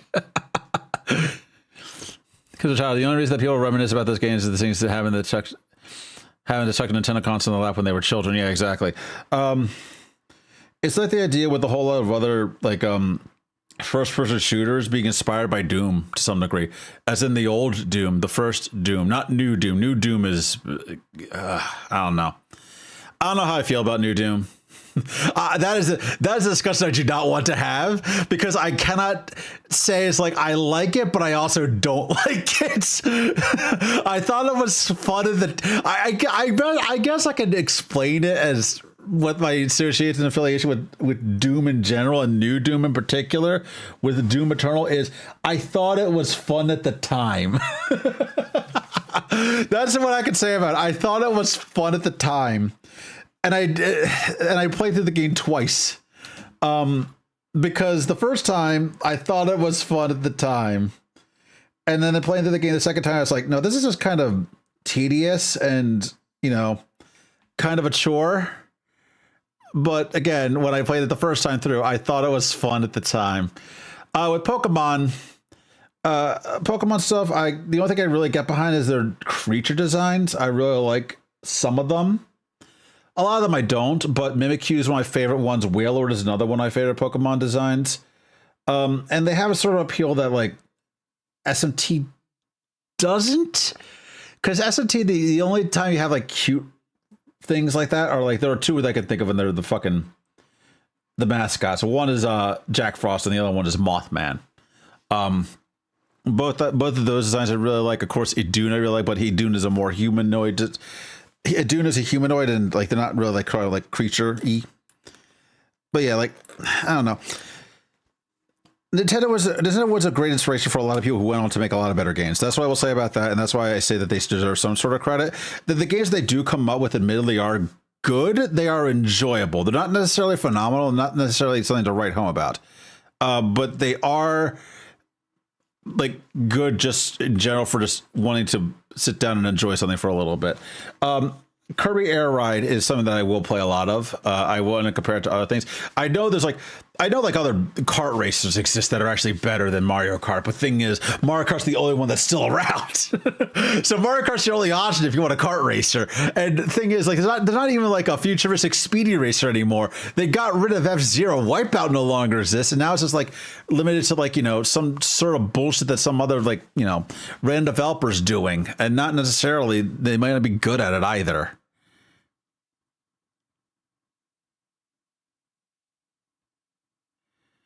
Or they claim it's even more like a classic tune because it is a bullet hell. Oh, what, Dune the Dark Ages? Yeah, like Dune like I don't understand that idea of it. Like, despite the fact that Ultra Kill is incredibly fucking fast to the point where you would you would be very, very hard pressed to compare it to like Doom.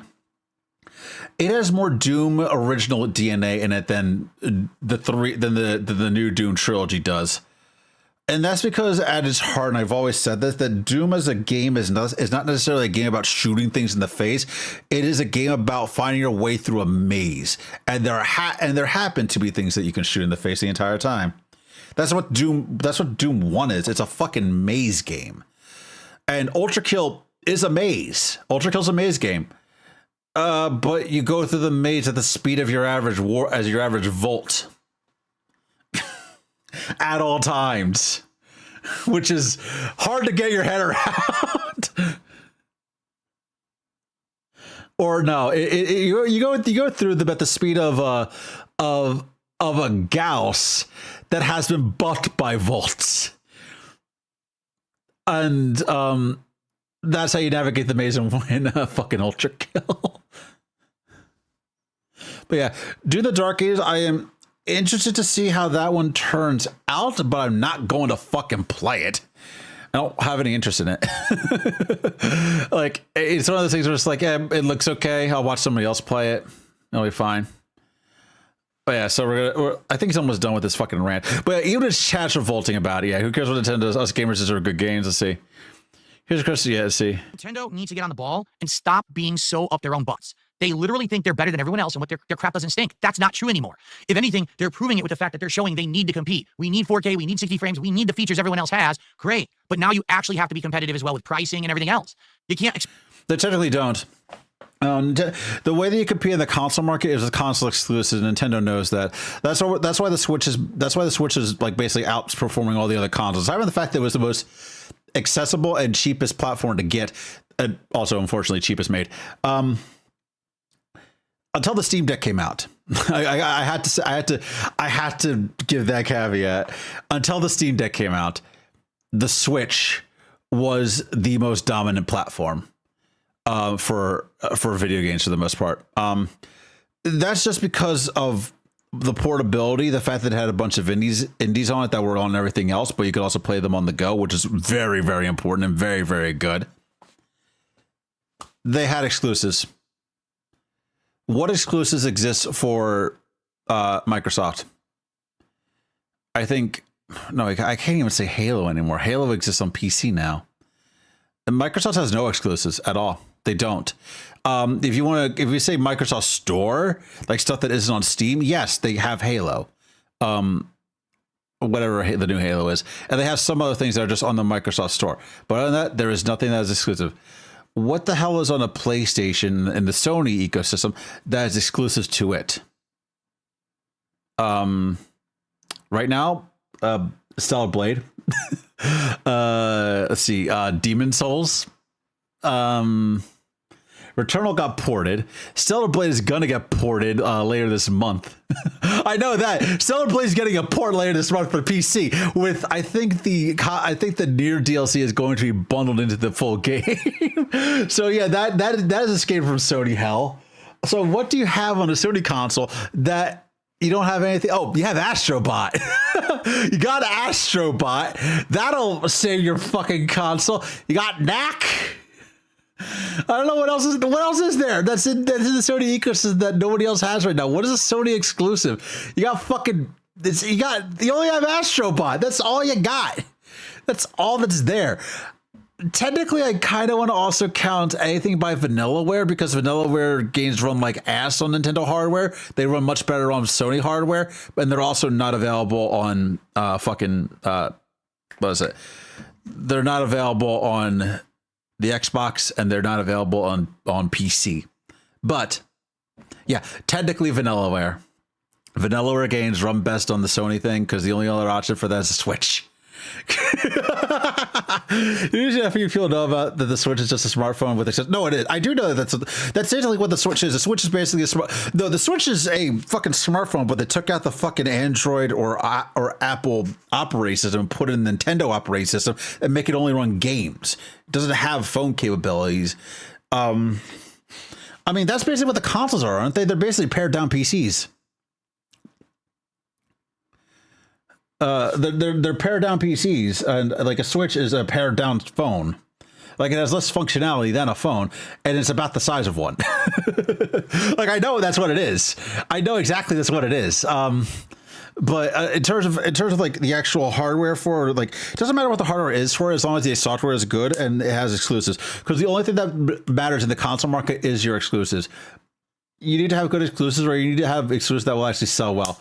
Metroid Prime 4, Metroid Prime 4, Dusk Bloods, Kirby Air Riders, Mario Kart Worlds, and of course the Zelda games.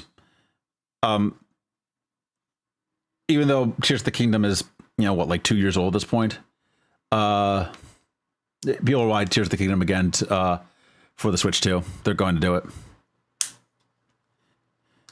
Yeah, but they're at least PCs.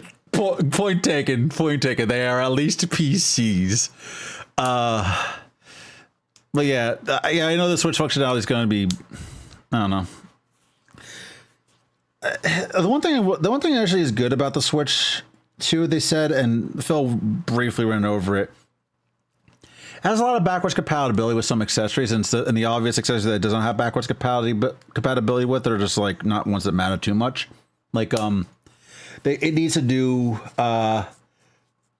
new source cable for its dock because standard HDMI is not powerful enough for it. So it needs like a better HD cable to hook up to. I think a faster one or a more powerful one. Switch Pro controllers are going to work on the Switch 2. Switch Joy-Cons are going to work on the Switch 2. So I don't need to get rid of my old Joy-Cons. I don't need to get rid of my old Pro controllers. I don't need to buy new ones either, which is nice. The only thing is they can't charge on the Switch 2. Because the way they charge by snapping into the console, they don't slide onto them. So I had to find another way to do it, which luckily I have a charging dock for Switch controllers. I'm trying to think of other things that are compatible with it. Obviously, the dock is not. The GameCube adapter, the GameCube controller adapter, is shockingly compatible with the Switch 2. So I could play that with my GameCube games on there. So yeah, that's fine. I don't think I can think of anything else. Nothing really that was compatible.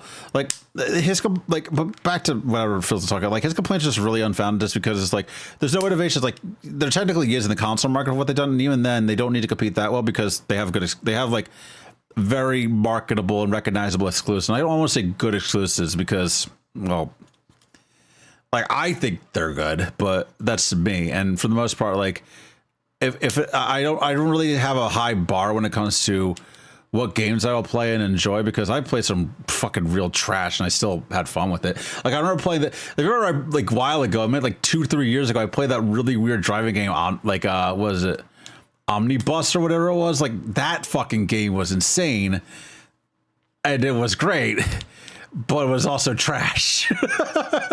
Omnibus was a fucking trash game, and I loved it. But I don't like this point that he's making is just really, really fucking weird. Just you need good exclusives. Sony is struggling because of that right now. Like the PS5 is not doing it in numbers anymore because they don't have any good exclusives. Where like people are wondering, why the fuck do I need to buy this thing? Same thing could be said for the Switch 2 until the exclusives come out. But like I said, Vanillaware is on both the Switch and the PlayStation. I don't know if it's on Xbox. I just know it's not on Steam, not on PC. And I wish it was. I wish I could actually play fucking Dragon's Crown on PC. I want to play fucking what is it? I was gonna say the Ender Magnolia, but that ain't it either. It's 13 Sentinels. 13 Sentinels on PC. And Unicorn Overlord on PC. Unicorn Overlord on PC would be really good. But unfortunately, we're not going to get that. It's kind of a shame, but yeah, I don't know. Vanillaware likes to stick with their consoles. I don't know why, but they do, so.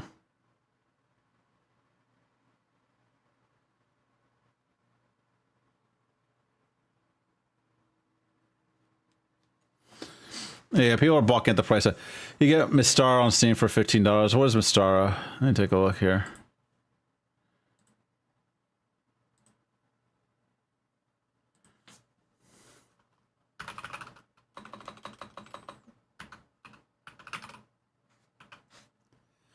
Oh, D&D Chronicles of Mystara. Is Two-Thirds the game that Dragon's Crown is based on? Yeah.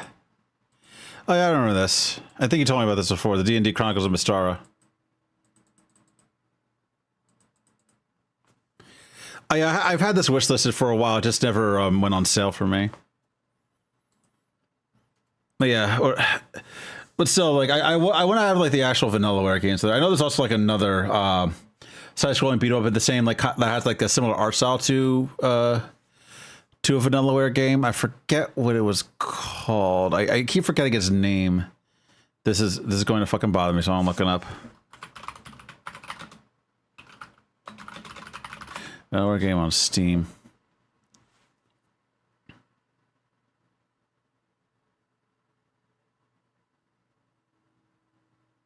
The Vagrant.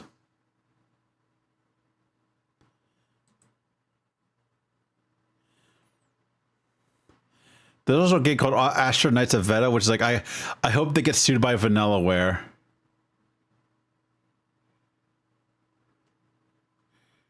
And let's take a look at Astro Knights of Veda.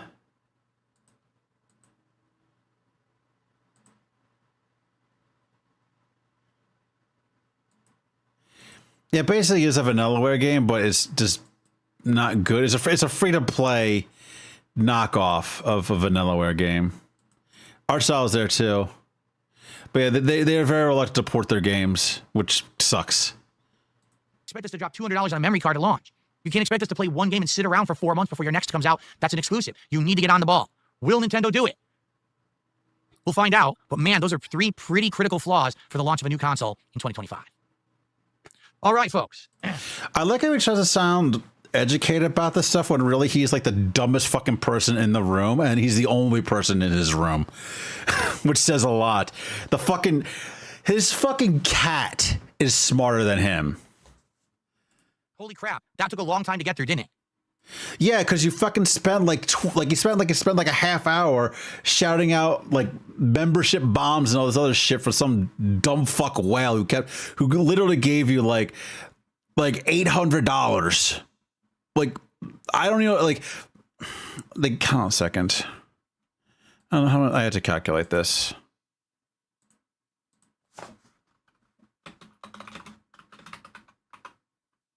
$730. That's how much this fucking dumbass gave Phil. But we did it. That was very. Or not so. Oh, not that. I'm off by a little bit. So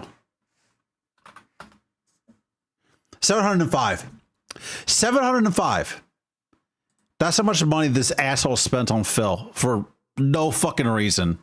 And Phil likes to say, it's like, oh, he has a large audience that likes to give him a lot of money, that likes to give him money in small amounts. Like, no, it's literally just this fucking asshole right now. That's it.